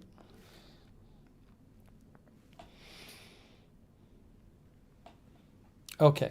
I have some food left I got earlier today. So I am going to eat some of it.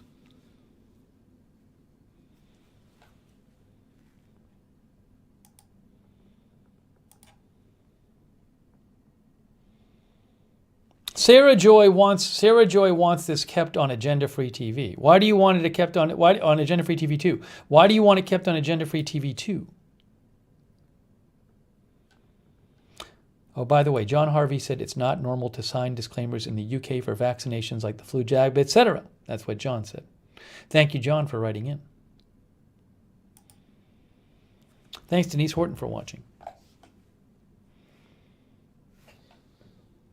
Linda says keep them separate. Well, it's still separate channels. It's still separate channels. A reason to do it on agenda-free TV is, I'm guessing there might be people on agenda-free TV who like the coverage, who would want to see it, who just have no idea we're doing this on agenda-free TV too. You know, you can tell people enough that there's two channels, but a lot of people just don't know. That's a reason to do it. If I thought the exact same people would watch on two channels, I'd keep it on agenda-free TV too. I'm guessing that there are people who watch agenda-free TV who might want to see it, who just won't know we're doing it. Sarah says it keeps the chat and conversation chill. But I think it can be chill on agenda-free TV as well, just depending on what the coverage is. I don't know, we can discuss it further.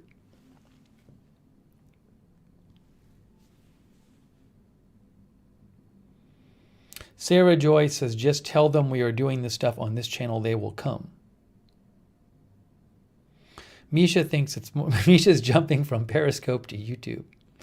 She says, more viewers in AFTV, more trolls, tougher job. Strange Reverend says, trolls haven't found it yet.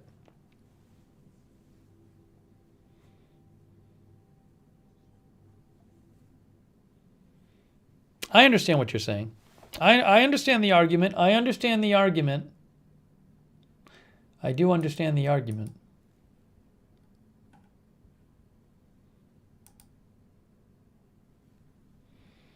Well, we'll talk about it more. Can always try. Uncle Meat likes Twitch more. Well, you can stay there and watch it. All right, guys. I am really going to wrap this up. I got to wrap it up so I can go eat something. That's what I'm going to do. Almost 3.5 hours. Tion says there's potential for a lot more donations if it works out well on Agenda-Free channel. Yeah, I mean, it just, it's in theory better if more people are watching and more people have the opportunity to watch. That's true. But I do understand that maybe it's a different vibe on this channel too. So I understand both arguments.